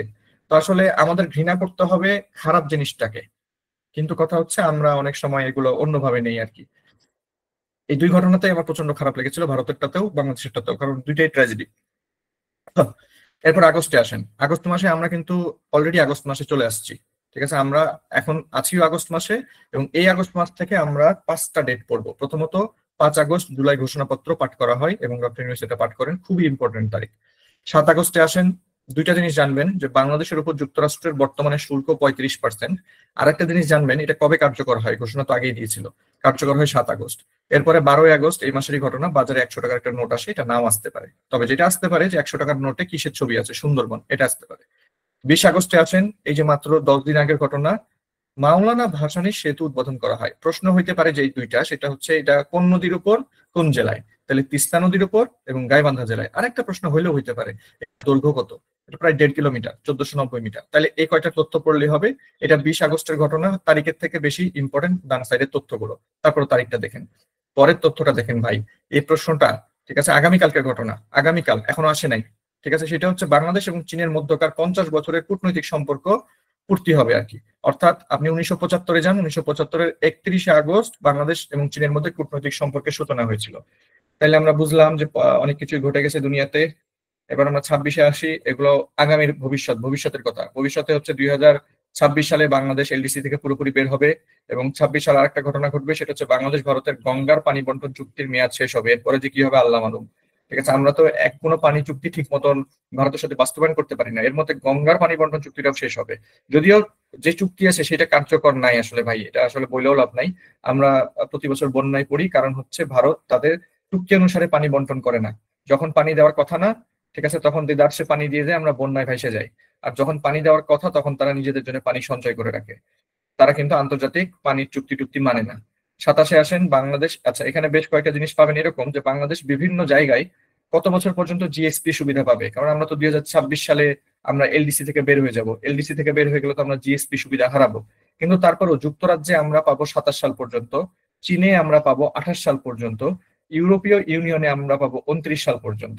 এবং আরেকটা জিনিস যেটা আসলে জিএসপি বলবো না, 2034 সাল পর্যন্ত আমরা কানাডায় জিপিটি স্কিমে গার্মেন্টস এর জন্য শুল্কমুক্ত রপ্তানির সুবিধা পাবো। তাহলে এই কয়টা জিনিস মাথায় রাখবেন, 27-এ যুক্তরাজ্য, 28-এ চীন, 29-এ হচ্ছে ইউরোপীয় ইউনিয়ন, এগুলো মোটামুটি জানলেই হবে। আচ্ছা, এই 2030-এ এইডস নির্মূলের কথা বলা হয়েছে, একটা জিনিস জানলেই হবে, এইডস নির্মূল করতে হবে 2030-এর মধ্যে। আর 41-এ আমাদের রূপকল্প বাস্তবায়ন হওয়ার কথা, যদি এটা হয়তো বাঁচবে না। তাইলে এগুলো মোটামুটি জিনিস জানলাম। হ্যাঁ, এখানে একটা তথ্য আছে যে অলিম্পিক গেমস 2028-এ ওটা কিন্তু যুক্তরাষ্ট্র হবে। এই আসরটা মূল বিষয় হলো যে এখানে ক্রিকেট খেলা যুক্ত হবে। এতদিন পর্যন্ত অলিম্পিকে ক্রিকেট খেলা ছিল না, 28-এ যুক্তরাষ্ট্র আসর থেকে যুক্ত হওয়ার কথা। এবার ইভেন্ট তত্ত্বে চলে আসেন। অর্থাৎ আমরা জানি যে প্রতি বছর বিভিন্ন সংস্থার বিভিন্ন ধরনের ইভেন্ট হয়, সম্মেলন হয়। এখন এই সম্মেলনগুলো থেকে আমরা কি জানবো? আমরা এই সম্মেলন থেকে মূলত জানবো যে স্থানটা কোথায়। একমাত্র গুরুত্বের জায়গা হচ্ছে প্লেস, কোথায় হয়েছে। এবং দেখেন, আপনি যদি বিভিন্ন কারেন্ট অ্যাফেয়ার্স ঘাটেন, বিভিন্ন সাম্প্রতিক বই ঘাটেন, অনেক পাবেন। আমি আপনাকে এখানে লিমিটেড 8-10টা দিয়েছি যেগুলো মোস্ট ইম্পর্টেন্ট, আপনি এগুলোকে বাদ দিতে পারবেন না। আপনি এর বেশি পড়তে চাইলে আপনি ধরেন সামনে বেসিক ভিউ বা রিসেন্ট ভিউ যেটা আসবে সেখান থেকে নিতে পারেন, বাট এগুলো আপনার জানতেই হবে এবং এগুলো থেকে আসার সম্ভাবনা বেশি। এখন এগুলো কত থেকে কত তারিখ হয়েছে এটার থেকে বেশি ইম্পর্টেন্ট যে সেটা, এবং একটা জিনিস পড়ার সময় মাথায় রাখবেন কততম, কারণ অনেক সময় ধরেন এখানে COP30 এটা হচ্ছে যেটা 30তম, হ্যাঁ এই বছর নভেম্বরে হবে, ব্রাজিলে হবে। এখন যদি আপনাকে প্রশ্ন করে যে ভাই 29তমটা নিয়ে, সেটা বাকু আজারবাইজানে হয়ে গেছে, তাই আপনি কট খাবেন। তো এই জন্য কোনো একটা সম্মেলন সম্পর্কে যখন পড়বেন, মানে ইভেন্ট নিয়ে পড়বেন, তখন সবসময় কততম নিয়ে পড়লেন সেটা বোঝার চেষ্টা করবেন, এটা মাথায় রাখবেন। তাহলে দেখেন 30তম COP যেটা সেটা ব্রাজিলে হবে, ব্রিক্স এর 17তম সম্মেলনটাও দেখেন ব্রাজিলে হবে, আর কি কিছু ব্রাজিলে হবে, G20 24 ব্রাজিলে হয়ে গেছে। তাহলে ব্রাজিল এভাবে যদি পড়েন যে ব্রাজিলে 3টা পড়তে সহজ লাগবে। আচ্ছা এখন ন্যাটো দেখেন, ন্যাটোর যেটা এই বছরের সম্মেলন 25-এর হয়ে গেছে, নেদারল্যান্ডে হয়েছে। তারপরে G7 এর সম্মেলন কানাডায় হয়ে গেছে। তারপরে দেখেন আরব লীগের ইরাকি সম্মেলন হয়েছে, বিমস্টেকের থাইল্যান্ডে হয়েছে, এই তো মোটামুটি। আর মিউনিক নিরাপত্তা সম্মেলন, মিউনিক জায়গাটাই হচ্ছে জার্মানির, ঠিক আছে, মিউনিক জায়গাটাই জার্মানিতে হয়েছে। কখনো যদি জার্মানির বাইরে হয় কোনো কারণে, ঠিক আছে, তখন হয়তো বেশি ভ্যালুয়েট করবে। এরপরে চলে আসেন একটু সংখ্যা তত্ত্বে। তো আমি যে জিনিসগুলোর অ্যান্সার কোনো সংখ্যা, সেগুলোকে এই জায়গায় এক জায়গায় নিয়ে আসছি, মানে যেগুলো সাম্প্রতিক, এখানে আসলে তথ্যের কোনো শেষ নাই। এবং সাম্প্রতিক আপনি দেখবেন এক একজন এক একটাকে বেশি ইম্পর্টেন্ট মনে করে। হ্যাঁ আমার দৃষ্টিতে যেগুলো আপনি পাবেন সেগুলো আসলে ইম্পর্টেন্ট, কিন্তু এর বাইরেও যে আসতে পারে না এটা বলা মুশকিল। এখন এর বাইরে যদি পড়াতে যাই তাহলে আপনাদেরকে সাগর পড়াইতে হবে, সাগর থেকে অ্যাটলিস্ট একটা নদী বানানো যাইতে পারে, সেই নদীটা হলো এটা। আর পুকুর টুকুর যদি পড়েন তাহলে আসলে কমন পড়বে না। সাম্প্রতিক একটা সাগর, প্রতি মাসের কারেন্ট অ্যাফেয়ার্স পড়ার হ্যাবিট রাখতে পারেন, ঠিক আছে, অন্তত আমি মেনটেন করতাম। যেহেতু আমি ব্যাংকে পরীক্ষা দিতাম প্রচুর, প্রচুর বলতে নবম গ্রেড গুলাই দিতাম, বাট বাদ দিতাম না আর কি। টার্গেট ছিল যে ব্যাংকে হলো প্রবলেম নাই। এখন সেই জন্য আমি সাম্প্রতিকের সাথে আপ টু ডেট থাকতাম। এখন আপনাদেরকে একটা বানাই দিলাম এবং এটাকে চেষ্টা করবো যে আপগ্রেড করতে থাকার। ক্লাসের লাস্টে এটা নিয়ে আরেকটু কথা বলবো। তো দেখেন এক নিয়ে দুইটা জিনিস জানেন, যে বাংলাদেশ ইলিশ উৎপাদন জাহাজ ভাঙ্গা শিল্পে প্রথম, আর একটা হলো লিঙ্গ সমতা সূচকে দক্ষিণ এশিয়ায় বাংলাদেশ প্রথম, দক্ষিণ এশিয়ায়। তারপরে চলে আসেন দুয়ে, বাংলাদেশের 2টা সাবমেরিন আছে, নবযাত্রা জয়যাত্রা, ঠিক আছে, এটা আগেও পড়েছি আমরা, বাট এখানে সাম্প্রতিক কোনো এক জায়গায় দেখলাম, সেখান থেকে পিক করলাম। তারপরে দেখেন WHO মানে হু, যেটাকে আমরা শর্টকাটে বলি WHO, তারা বাংলাদেশকে এ পর্যন্ত 3টা রোগ নির্মূলের স্বীকৃতি দিয়েছে, একটা পোলিও, একটা ফাইলেরিয়া আর একটা কালাজ্বর, এই তো জানলেই চলবে 3টা। তারপরে বায়ু দূষণে ঢাকা বিশ্বে কিন্তু তৃতীয়। তারপরে চলে আসেন শান্তিরক্ষী মিশনে বাংলাদেশ কিন্তু প্রথম ছিল, এখন তারা তৃতীয়। এখন বর্তমানে নেপাল হলো একে। শান্তিরক্ষী মিশনের তৃতীয় মানে হলো সৈন্য প্রেরণের দিক থেকে সংখ্যার উপর ডিপেন্ড করছে বাংলাদেশ কত অবস্থানে থাকবে। তো বাংলাদেশ সৈন্য সংখ্যার বিবেচনায় এখন তৃতীয়তে আছে। প্রবাসী প্রণোদনা, আমি যখন ব্যাংকে চাকরি করতাম তখন 2.5% ছিল, আমি নিজে হাতে আর কি প্রণোদনা দিয়েছি কিছু কিছু। এখন কিন্তু সেটা 5%। আপনি বিদেশ থেকে যদি $1 পাঠান বাংলাদেশে, সেটা যত ডলার ধরলাম 120, তাহলে 120-এর 5% আরো অ্যাড হবে। বর্তমানে বাংলাদেশে পল্লী উন্নয়ন একাডেমি হচ্ছে 5টা, কোন কোন জায়গায় এটা একটু দেখবেন। তারপরে মাতৃভাষা অনুসারে এটা মাথায় রাখবেন, বাংলার অবস্থান বিশ্বে পঞ্চম। তারপরে ইলিশ অভয়াশ্রম অনেকদিন ধরে চেঞ্জ হয় নাই, 6টা ইলিশের অভয়াশ্রম আছে আমাদের। সাথে চলে আসেন ব্যবহারকারী বিবেচনায় বাংলা ভাষার অবস্থান কিন্তু সপ্তম, আর মাতৃভাষা বিবেচনায় পঞ্চম। তারপরে জলবায়ু ঝুঁকিতে বাংলাদেশের অবস্থান বিশ্বে হচ্ছে সপ্তম। দেখেন জলবায়ু ঝুঁকি এটা, কিন্তু দুর্যোগ প্রবণ বললে সেটা হবে নবম। দুইটা কিন্তু দুই জিনিস, দুর্যোগ প্রবণ এক জিনিস, জলবায়ু ঝুঁকি আর এক জিনিস। তারপরে গ্রামীণ ব্যাংকে আমরা জানি গ্রামীণ ব্যাংক কিন্তু বেসরকারি ব্যাংক, বাট এখানে সরকারি মালিকানা আছে 10%। জুলাই অভ্যুত্থানের পরে বাংলাদেশের রাষ্ট্র সংস্কার নিয়ে অনেক কমিশন টমিশন গঠিত হয়, বাট এই অনেকটা কত, সে অনেকটা হলো 11টা হয়। বাংলাদেশের স্থল বন্দর বর্তমানে 24টা, এটা আমরা আগের দিন পড়েছি। আমরা জামালপুরের গ্যাস ক্ষেত্র যে 30টা, এটাও আমরা পড়েছি। বাংলাদেশ 33তম দেশ হিসেবে পরমাণু ক্লাবে প্রবেশ করেছে, 41তম দেশ হিসেবে সাবমেরিন ক্লাবে প্রবেশ করেছে, তারপরে 57তম দেশ হিসেবে স্যাটেলাইট উৎক্ষেপণ করেছে। এই যে কততম হিসেবে কি করলো, এগুলো ইম্পর্টেন্ট। আর আমাদের 54তম নদী বন্দর, এটা কিছুদিন আগে আমি কোথায় জানি 55 লিখেছিলাম, যাই হোক ওইটা দেখে আর লাভ নাই। 54তম নদী বন্দর হচ্ছে হাতিয়া হচ্ছে নোয়াখালীতে। তো 55টা এগুলো, এই যে যেমন ধরেন আরেকটা জিনিস বলি, কোথায় জানি ছিলাম এখানে, স্থলবন্দর কিন্তু 25 ছিল, পরে কিন্তু একটা বাদ গেছে। এরকম অনেক সময় কোনো কিছু হওয়ার পরে বাদ গেলেও কমে। দেখেন জিআই পণ্য নিয়ে আপনাদেরকে বলেছিলাম আপডেট করব, এই সেই 60তম জিআই পণ্য অফিসিয়ালি ডিপিডিটির ওয়েবসাইটে আপনারা পাবেন। ফরিদপুরের পাঠ আমাদের 60তম জিআই পণ্য। আচ্ছা, এগুলোর কনফিউশন হওয়ার কারণ কি জানেন, যে এগুলো আবেদন যখন করে তখন কেউ কেউ প্রকাশ করে ফেলে যে আমাদের বর্তমানে 60টা জিআই পণ্য, কিন্তু আবেদন করা মানেই যে সেটা নিবন্ধিত হয়ে গেছে এরকম না। নিবন্ধিত তো আসলে রিসেন্টলি হয়েছে। হ্যাঁ, এই কারণে এগুলো কনফিউশন ক্রিয়েট হয়। এই কারণে আমরা কোনো জায়গায় 55 দেখি, কোনো জায়গায় 60 দেখি। যাই হোক, এখন এটা অফিসিয়ালি 60 এবং এটা আসার মতো। তারপরে দেখেন আমাদের বর্তমান যে সরকার গঠিত হয়েছে, আমরা জানি এটা সুপ্রিম কোর্ট এটার পক্ষে কিন্তু রায় দিয়েছে যে হ্যাঁ এটা গঠন করা যাইতে পারে। তাইলে 106 নম্বর অনুচ্ছেদটা কি এটা একটু জানেন? সুপ্রিম কোর্টের উপদেষ্টামূলক এখতিয়ার এবং অন্তর্বর্তীকালীন সরকার সংবিধানের কত নম্বর অনুচ্ছেদ অনুসারে গঠিত হয়েছে, এটা সংবিধানে পড়ানো যাইতো, তখন এটা নিয়ে সামহাও আর স্কিপ হয়ে গেছে আমার রাডারে। 106তম অনুচ্ছেদ অনুসারে আমাদের অন্তর্বর্তীকালীন সরকারটা গঠিত হয়েছে। কারণ এই অবস্থায় রাষ্ট্রপতি চাইলে সুপ্রিম কোর্টের কাছ থেকে কোনো কিছুর মতামত জানতে চাইতে পারে, এবং সুপ্রিম কোর্ট যদি ভ্যালিডিটি প্রদান করে তাহলে সেটা ঘটানো যাইতে পারে। সেটা হচ্ছে 106 নম্বর অনুচ্ছেদ। এবার 125-এ আসেন। সুন্দরবনের বাঘ সংখ্যা 114 ছিল, বাচ্চা কাচ্চা হয়েছে কিছু, আবার একটু বৃদ্ধি পেয়েছে। এটা আমাদের জন্য ভালো নিউজ, কারণ রয়্যাল বেঙ্গল টাইগার আমাদের একটা অন্যতম আহ ঐতিহ্য বলবেন নাকি সম্পদ বলবেন, যেটাই বলেন, রয়্যাল বেঙ্গল টাইগার এটা আমাদের এখন সংখ্যা 125। মাঝখানে কিন্তু 114 ছিল, 1 বছর আগে পড়েছিলাম। আমাদের বর্তমানে নিবন্ধিত চা বাগান হচ্ছে 170টা, ঠিক আছে? এই সংখ্যাটা আমি যখন প্রথম আমার ডিপার্টমেন্টের নামই টি টেকনোলজি, মানে food engineering and T technology, যখন আমি ভর্তি হই তখন মনে হয় 166 ছিল, এখন 170-এ চলে আসছে। কিছুদিন আগেও 169 দেখেছিলাম। তাহলে এই সংখ্যাটা খুব ইম্পর্টেন্ট, মানে এখানে যে যে সংখ্যা আছে আপনি কোনোটা বাদ দিবেন না ভাই, প্রত্যেকটা ইম্পর্টেন্ট। এবার চলে আসেন জুলাই শহীদের সংখ্যা নিয়ে অনেক মতভেদ পাবেন, কিন্তু প্রশ্ন করার সময় মেনশন করে দিবে তারা কোনটা অনুসারে চাচ্ছে। যেমন OHCHR অনুসারে বললে 1400 হবে, মুক্তিযুদ্ধ বিষয়ক মন্ত্রণালয় বললে 834 হবে, আর বৈষম্য বিরোধী ছাত্র আন্দোলন তারা বলছে 1423। তাইলে যদি মুক্তিযুদ্ধ মন্ত্রণালয় হয় তাহলে 834, আর যদি OHCHR এর তদন্ত প্রতিবেদন হয় কিংবা বৈষম্য বিরোধী ছাত্র আন্দোলন হয় তাহলে 1400 প্লাস কিছু একটা। সংখ্যা তত্ত্ব আমাদের শেষ হলো, এবার আমরা চলে আসি রিপোর্ট এবং জরিপ তত্ত্ব। আমরা জানি প্রতি বছর অসংখ্য জরিপ প্রকাশিত হয়, বিভিন্ন, এবং প্রকাশক অনেক। এখন সব প্রকাশকের আসলে নাম জানার দরকার নাই, দেখেন আমি কয়েকটা দিয়েছি, এগুলো আসে পরীক্ষায়, এই জন্য এগুলোর নাম দিয়েছি। যেগুলোর প্রকাশক কারা জানার দরকার নাই সেগুলো দরকার নাই। যেমন এরকম প্রশ্ন হতে পারে, রপ্তানি আমদানি সংক্রান্ত যেই পরিসংখ্যান কারা প্রকাশ করে? WTO, বিশ্ব বাণিজ্য সংস্থা। বিশ্ব জনসংখ্যা প্রতিবেদন কারা প্রকাশ করে? UNFPA। তারপরে চলে আসেন যে মানব উন্নয়ন সূচক কে প্রকাশ করে? UNDP। জিডিপি নিয়ে তথ্য প্রকাশ করে কে? ADB। এই জন্য এগুলো রাখলাম, বাকিগুলো বাদ দিলাম, মানে এখানে দেখতেই পাবেন না আপনারা। তো জাজ বাংলা শিল্পে যে বাংলাদেশ প্রথম আমরা জেনে আসছি, ইম্পর্টেন্ট। রপ্তানি আমদানিতে আসেন, রপ্তানিতে চীন প্রথম, আমদানিতে যুক্তরাষ্ট্র প্রথম, ইম্পর্টেন্ট। হ্যাঁ, এটা বাদ দিতে পারবেন না, এটা বাদ দিতে পারবেন না। তৈরি পোশাকে আসেন, তৈরি পোশাকে দেখেন, আগেই বলি বাংলাদেশ তৈরি পোশাকে দ্বিতীয়, এবং চীন হচ্ছে তৈরি পোশাকে প্রথম, ভিয়েতনাম এখন 3-এ। বাংলাদেশ আগে 3-এ ছিল, তখন ভিয়েতনাম ছিল 2-এ। এখন এই যে তৈরি পোশাক আমদানিতে যুক্তরাষ্ট্র শীর্ষে, এখন তৈরি পোশাক বাদেও বস্ত্র আমদানিতেও যুক্তরাষ্ট্র শীর্ষে, চীন একইভাবে রপ্তানিতে শীর্ষে। তাহলে এটা মোটামুটি একই রকম, শুধু খালি মাথায় রাখবেন তৈরি পোশাকের ক্ষেত্রে বাংলাদেশ রপ্তানিতে হচ্ছে দ্বিতীয়। জনসংখ্যায় চলে আসেন, এটা প্রতিবেদন কিছুদিন আগে প্রকাশিত হয়েছে 2025-এর, এটা জনসংখ্যা চ্যাপ্টারে অ্যাড করা যাইতো, তো এটা আমি এই চ্যাপ্টারে অ্যাড করে দিয়েছি। হ্যাঁ, এই চ্যাপ্টারে শেষে অ্যাড করে দিয়েছি, প্যারা নাই, আপনারা এক জায়গায় পাইলেই হলো। এখন দেখেন জনসংখ্যা প্রতিবেদন অনুসারে বর্তমানে জনসংখ্যা সব থেকে বেশি ভারতের, এবং তারা চীনকে ছাড়াই গেছে 1-2 বছর আগেই। আগে কিন্তু চীনের জনসংখ্যা সর্বোচ্চ ছিল, এখন চীন ঋণাত্মকের দিকে আগাচ্ছে। বাংলাদেশ কিন্তু জনসংখ্যায় বিশ্বের হচ্ছে 8ম। এবার প্রবাসী আয় সূচকে আসেন, যদিও 24-এর, আমার জানার মতো রিসেন্টলি এখন আপডেট আসে নাই। তো প্রবাসী আয়ও ভারত প্রথমে, কারণ ভারত আর বাংলাদেশের অর্থনৈতিক অবস্থা সেম। ওরাও হচ্ছে বিদেশে যায়, ধরেন বিদেশে যেভাবে শ্রমিক হিসেবে বাংলাদেশ থেকে যায়, ভারত থেকে যায়, ভারতেও যায়, বাংলাদেশেও যায়, আবার শ্রীলঙ্কা, পাকিস্তান এগুলো দেশ থেকেও যায়।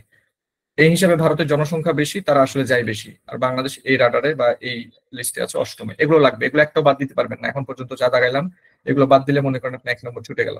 এরপরে গ্লোবাল জেন্ডার গ্যাপ বলেন বা হচ্ছে লিঙ্গ বৈষম্য সূচক বলেন, এখানে শীর্ষে আছে আইসল্যান্ড, যুগ যুগ ধরে এরাই থাকে একে। একটু কষ্ট করে এটা মুখস্থ করে ফেলেন, আমি জানি না যে BCS আসবে কিনা এটা, বাট মানে আসে না এরকম না, আসে, কিন্তু আইসল্যান্ড বরাবরই প্রথমে থাকে। তো খুব যে বেশি চেঞ্জ হয় এগুলো এরকম না, কিছু কিছু সূচক আছে তেমন চেঞ্জই হয় না, যে ওখানে থেকে সে ওইখানেই থাকে। আইসল্যান্ড ভাই আসলে বরফের একটা দেশ, মনে রাখবেন এভাবে, বরফের একটা দেশ, এখানে এত বৈষম্য করার সুযোগ আছে? ঠান্ডা নিয়ে মানুষ কুল পায় না? আর পাকিস্তানে জেন্ডার গ্যাপটা সব থেকে বেশি, বা লিঙ্গ বৈষম্য সূচকটা পাকিস্তানে অনেক বেশি, কারণ পাকিস্তান মুসলিম প্রধান কান্ট্রি, এবং পাকিস্তানে মেল ফিমেল যে বৈষম্য সেটা একটু বেশি পালিত হয়। যেভাবে ধরেন, এগুলো নিয়ে কথা আমি না বলি, কারণ এক একজন এক এক রকম আমরা মনোভাব রাখবো, এটাই স্বাভাবিক। কারো বিশ্বাস নিয়ে আমার কথা বলার মানে এখতিয়ার নাই, কারো বিশ্বাস যাতে আমার কারণে আঘাতপ্রাপ্ত না হয়, এটা আমার সবসময় আমি মেনটেন করার চেষ্টা করি। এবার চলে আসেন বৈশ্বিক অস্ত্র আমদানি রপ্তানি চিত্র। এটা আমরা পড়েছিলাম এর আগে, কোথায়? আমরা ওই যে নিরাপত্তা চ্যাপ্টারে পড়ে আসছিলাম। তো যুক্তরাষ্ট্র বরাবরই এই জায়গায় ফার্স্টে থাকে, তারা অস্ত্র রপ্তানিতে ফার্স্টে থাকে। আর ইউক্রেন যে যুদ্ধ চলছে, তারা অস্ত্র আমদানি না করে উপায় নাই, তাই তারা হচ্ছে এই লিস্টে আমদানিতে শীর্ষে। দেখেন আমি এগুলোতে বাংলাদেশকে স্কিপ করে গেছি, যে বাংলাদেশের অবস্থান এখন ওয়ার্ল্ডে কত। কেন স্কিপ করে গেছি? আমার কাছে মনে হয় যে এগুলো হয়তো আসার চান্স নাই। হ্যাঁ, তারপরেও আপনারা যদি মাথা কাজ করে পড়ে ফেলবেন।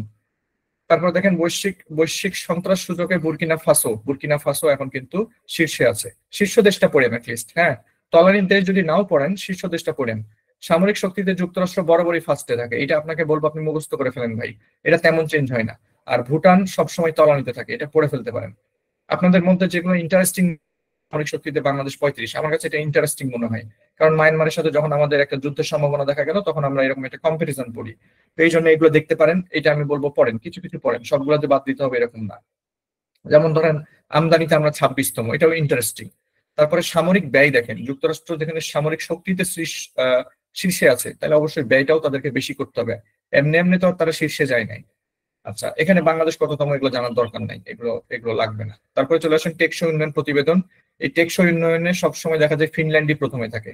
আপনাদেরকে কিন্তু আমি মেনশন করে দিচ্ছি এগুলো, যে গ্লোবাল জেন্ডার গ্যাপে বরাবরই আইসল্যান্ড ফার্স্টে থাকে, টেকসই উন্নয়নে বরাবরই আপনি ফিনল্যান্ডকে ফার্স্টেই দেখবেন, এবং আইসল্যান্ড ফিনল্যান্ড এগুলো একটু শান্তির দেশ আর কি। তো টেকসই উন্নয়ন মানে যেটা সাস্টেইনেবল, টেকসই মানে সাস্টেইনেবল ডেভেলপমেন্ট, ঠিক আছে, এসডিজি যেগুলো পড়েন আর কি। ফিনল্যান্ড বরাবরই এখানে টপে থাকে। ন্যূনতম দেশ মানে যারা তলানিতে বা নিম্ন দেশ হচ্ছে স্বাদ, পড়তে পারেন। এখন টেকসই উন্নয়নের ক্ষেত্রে বাংলাদেশের অবস্থানটা পড়েন। অর্থনৈতিক স্বাধীনতার সূচকে দেখেন সিঙ্গাপুরের মানুষ অর্থনৈতিকভাবে বেশি স্বাধীন, তাদের বাইং ক্যাপাসিটি ভালো। উত্তর কোরিয়া এই ক্ষেত্রে আবার একটু তলানিতে, উত্তর কোরিয়া একটু রেস্ট্রিকটিভ একটা দেশ, বাংলাদেশের অবস্থান পড়ার দরকার নাই। বৈশ্বিক শান্তি সূচক খেয়াল করে দেখেন, গ্লোবাল জেন্ডার গ্যাপ আইসল্যান্ডে কম। তো আইসল্যান্ডে যেহেতু তাদের গ্লোবাল জেন্ডার কম, তাদের মধ্যে নারী পুরুষ ভেদাভেদ কম, শান্তিটা একটু বেশি, এভাবে মনে রাখতে পারেন। তাহলে গ্লোবাল জেন্ডার গ্যাপটা কম হয়, আইসল্যান্ড শান্তিটা একটু বেশি কাজ করে। বরফের মতন একটা দেশে মানুষের মনের মধ্যেও বরফ পড়ে থাকে, মানুষের তো ভেজাল করতে চায় না। আর শান্তি সূচকে এখন দেখেন এই বছরে রাশিয়া তলানিতে চলে আসছে, কারণ হইলো রাশিয়া এখন যুদ্ধ বিধ্বস্ত দেশ। তো রাশিয়ার মানুষ কিন্তু রাশিয়ার পুতিনের উপর অসন্তোষ, এই কারণে শান্তি সূচকে তারা এখন তলানিতে। এখানেও বাংলাদেশের অবস্থান পড়ার দরকার নাই। তারপরে চলে আসলে মানব উন্নয়ন সূচক, এই যে আইসল্যান্ড, যে দেশটা লিঙ্গ বৈষম্য কিংবা গ্লোবাল জেন্ডারের মতন জায়গায় ডেভেলপ করে গেছে, তারা অবশ্যই মানব উন্নয়নে ফার্স্ট হবে, এটা খুবই স্বাভাবিক।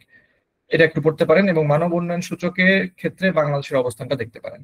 দেখেন এবার বৈশ্বিক সুখ সূচক, ঠিক আছে, বৈশ্বিক সুখ সূচকে আবার ফিনল্যান্ড ব্যাক আসছে টেকসই উন্নয়ন করার কারণে।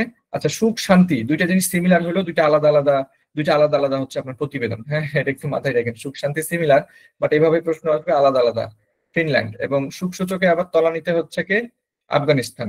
সুখ আর শান্তি আসলে সিমিলার হইলেও মানে একটা জিনিস আসলে মনের, আর একটা মনের নাম। সুখ জিনিসটা বিলাসিতা, আর শান্তিটা হচ্ছে মানসিক একটা স্টেট। আচ্ছা, এবার চলে আসেন মুক্ত গণমাধ্যম সূচকে নরওয়ে সবসময় ফার্স্ট থাকে, গণমাধ্যমে তারা ভালো। তো এই যে যেগুলো গোল করলাম, এগুলো ভাই ঘুরে ফিরে এই দেশগুলাই থাকে, তাই এগুলো বাদ দিবেন না।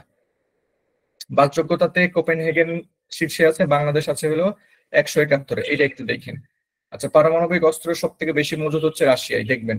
জিডিপিতে শীর্ষ দেশ হচ্ছে চীন, এটা দেখবেন। এখন যেখানে স্টার মারছি সেগুলো ভাই ভুলেও বাদ দিয়েন না। বিশ্ব বিনিয়োগ প্রতিবেদন অর্থাৎ বৈশ্বিক বিনিয়োগে যুক্তরাষ্ট্র শীর্ষে, এবং বিনিয়োগ প্রাপ্তিতেও তারা শীর্ষে। আর 2024 সালে বাংলাদেশে সব থেকে বেশি বিনিয়োগ করেছে যুক্তরাজ্য, আগের দিন আমরা এটা পড়েছি।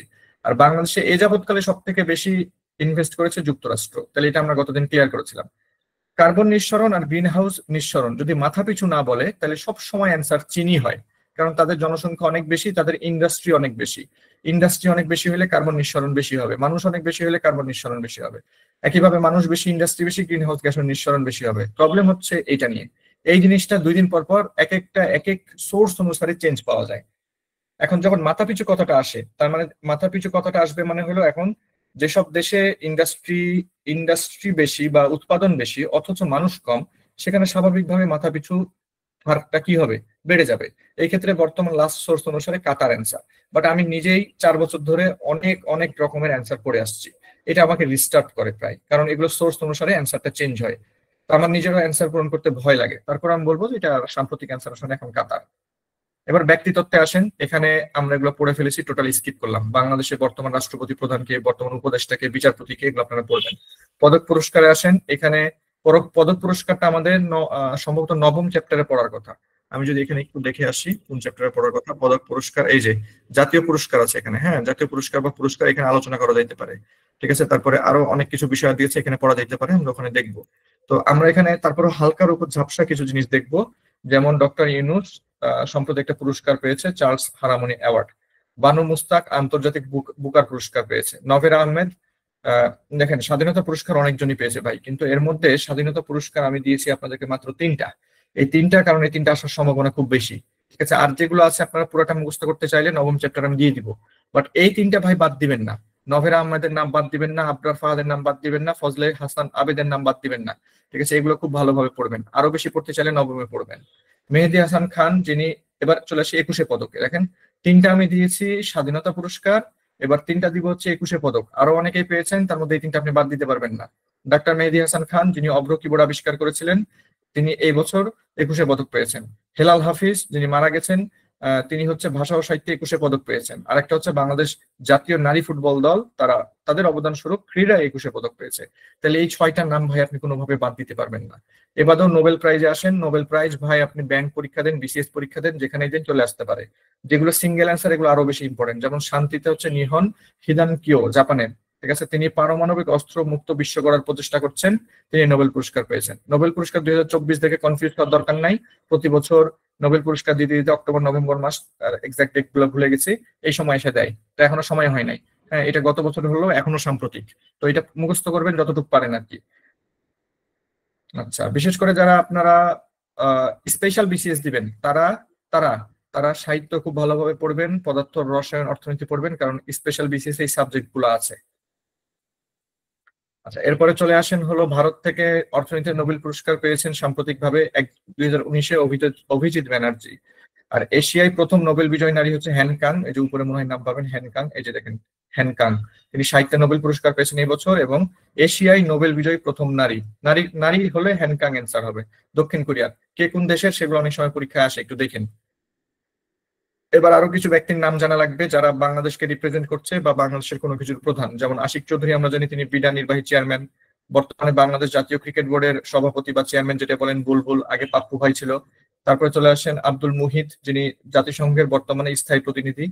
তারপরে রাবাব ফাতিমা, 2টা সেক্টর দেখছে, আন্ডার সেক্রেটারি জেনারেল, আর একটা হচ্ছে ইউনিসেফ এর নির্বাহী বোর্ডের প্রেসিডেন্ট। জয়া আহসান অনেকদিন ধরে ইউএনডিপি এর শুভেচ্ছা দূত, আর ফাতিমা ইয়াসমিন হচ্ছে এডিপির প্রথম প্রথম বাংলাদেশি হিসেবে ভাইস প্রেসিডেন্ট। এই কয়টা ব্যক্তির নাম না জানলে চলে না। এবার একটু বিবিধ কিছু নাম টাম আমরা দেখে আসি। যেমন হচ্ছে প্রথম বাংলাদেশি হিসেবে চাঁদে অবতরণ করেন রুদ ভাই ইয়াসমিন, দেখলেন। প্রথম বাংলাদেশি হিসেবে অন্নপূর্ণা একে আরোহণ করেছেন ডক্টর বাবর আলী, দেখলেন। আবার দেখেন ইকরামুল হাসান শাকিল, তিনি সম্প্রতি মানে মে মাসে নর্মালি মাউন্ট এভারেস্ট জয় করতে হয়। তো এই 19 মে, তারিখ লাগবে না ভাই, তারিখ লাগবে না, আমি তারিখটা নয় মুছে দিই। আপনার তারিখ লাগবে না, আপনার লাগবে যে সাম্প্রতিক যেহেতু করেছেন তার নামটা লাগবে। ইকরামুল হাসান শাকিল সপ্তম, এটা দেখতে পারেন, সপ্তম বাংলাদেশ হিসেবে মাউন্ট এভারেস্ট জয় করেছেন, এবং তিনি কিন্তু সব থেকে বেশি পথ অতিক্রম করেছেন। তিনি সব থেকে বেশি পথ ঘুরে, হ্যাঁ, সব থেকে বেশি পথ ঘুরে তিনি মাউন্ট এভারেস্ট জয় করেছেন।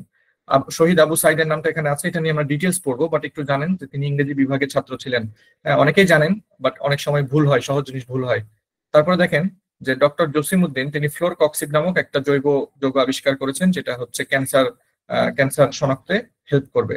মারিয়া ফেরদৌসী আক্তার, প্রথম বাংলাদেশ আয়রন লেডি বলা হয়। ডিপসিক, সাম্প্রতিক সময় আলোচিত one of the most AI platform DeepSeek. K K use করেন ভাই ডিপসিক? তো এই ডিপসিং এর প্রতিষ্ঠানের নাম আসতে পারে পরীক্ষায়। যারা আইসিটি দিবেন তাদের জন্য আরো, আইসিটি দিবেন বলতে 47 যারা দিবেন, সেখানে তো আইসিটি আছে, সেখানে আসতে পারে এটা। আর একই সাথে আমাদের জানা দরকার চ্যাট জিপিটি নিয়ে। চ্যাট জিপিটির প্রতিষ্ঠাতা হচ্ছে স্যাম অল্টম্যান। আমাদের নাহিদ ইসলাম হচ্ছে এনসিপির নাহিদ ইসলাম, ঠিক আছে, বাংলাদেশি আমাদের। তিনি হচ্ছে এখন টাইম সাময়িকীর 100 প্রভাবশালী ব্যক্তির তালিকায় স্থান পেয়েছে। এখন এখানে যদি নাহিদের নাম থাকে, সার্জিসের নাম থাকে, কিংবা আসিফের নাম থাকে, কনফিউজ হইতে পারেন। ঠিক আছে, তারপরে আরেকজন আছে কে, ওই যে ডাক্তার কি জানি নাম তার, ডাক্তার হচ্ছে তাসনিম জারা মনে হয়, তো তার নামটাও থাকতে পারে। ঠিক আছে, তো এই জন্য একটু ভালোভাবে জানতে হবে। আদনান আল রাজীব, আমার কেন জানি মনে হয় এই কোশ্চিনটা পরীক্ষায় দিবে এবার, বুঝছেন।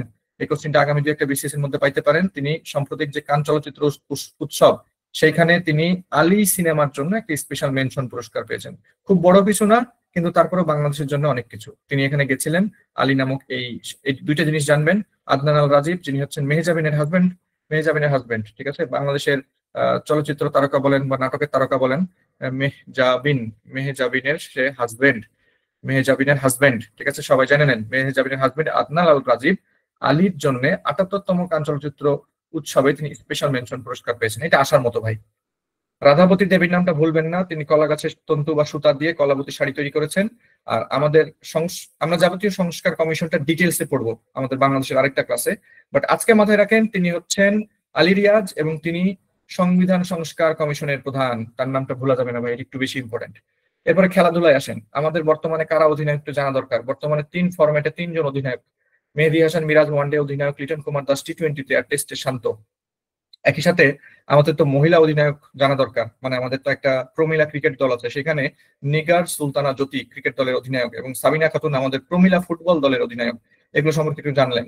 আর একটা প্রশ্ন অনেক সময় আসতে পারে যে বাংলাদেশের হয়ে সর্বোচ্চ রানের মালিককে, মুশফিকুর রহিম, এসব জায়গায় যদি তামিমের নাম থাকে কিংবা ধরেন সাকিব আল হাসানের নাম থেকে আমরা কনফিউজ হইতে পারি। তো মুশফিকুর রহিম কিন্তু ভালো একজন বাংলাদেশের মিডল অর্ডার ব্যাটসম্যান, তিনি প্রচুর প্রচুর রান করেছেন বাংলাদেশের হয়ে।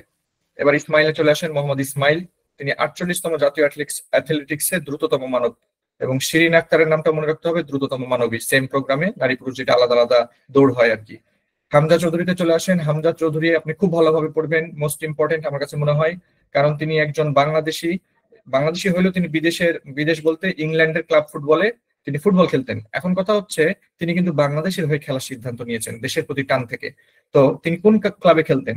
তিনি তো যুক্তরাজ্যে খেলতেন বুঝলাম, বা যুক্তরাজ্যের পেশাদার ফুটবল, যারা ক্লাব ফুটবল দেখেন তারা এগুলো ভালো বুঝবেন। তিনি যে ক্লাবে খেলতেন সেটার নাম হচ্ছে শেফিল্ড ইউনাইটেড। কথা হচ্ছে যে সম্ভবত তিনি লেস্টার সিটি থেকে লোনে শেফিল্ডে খেলেন।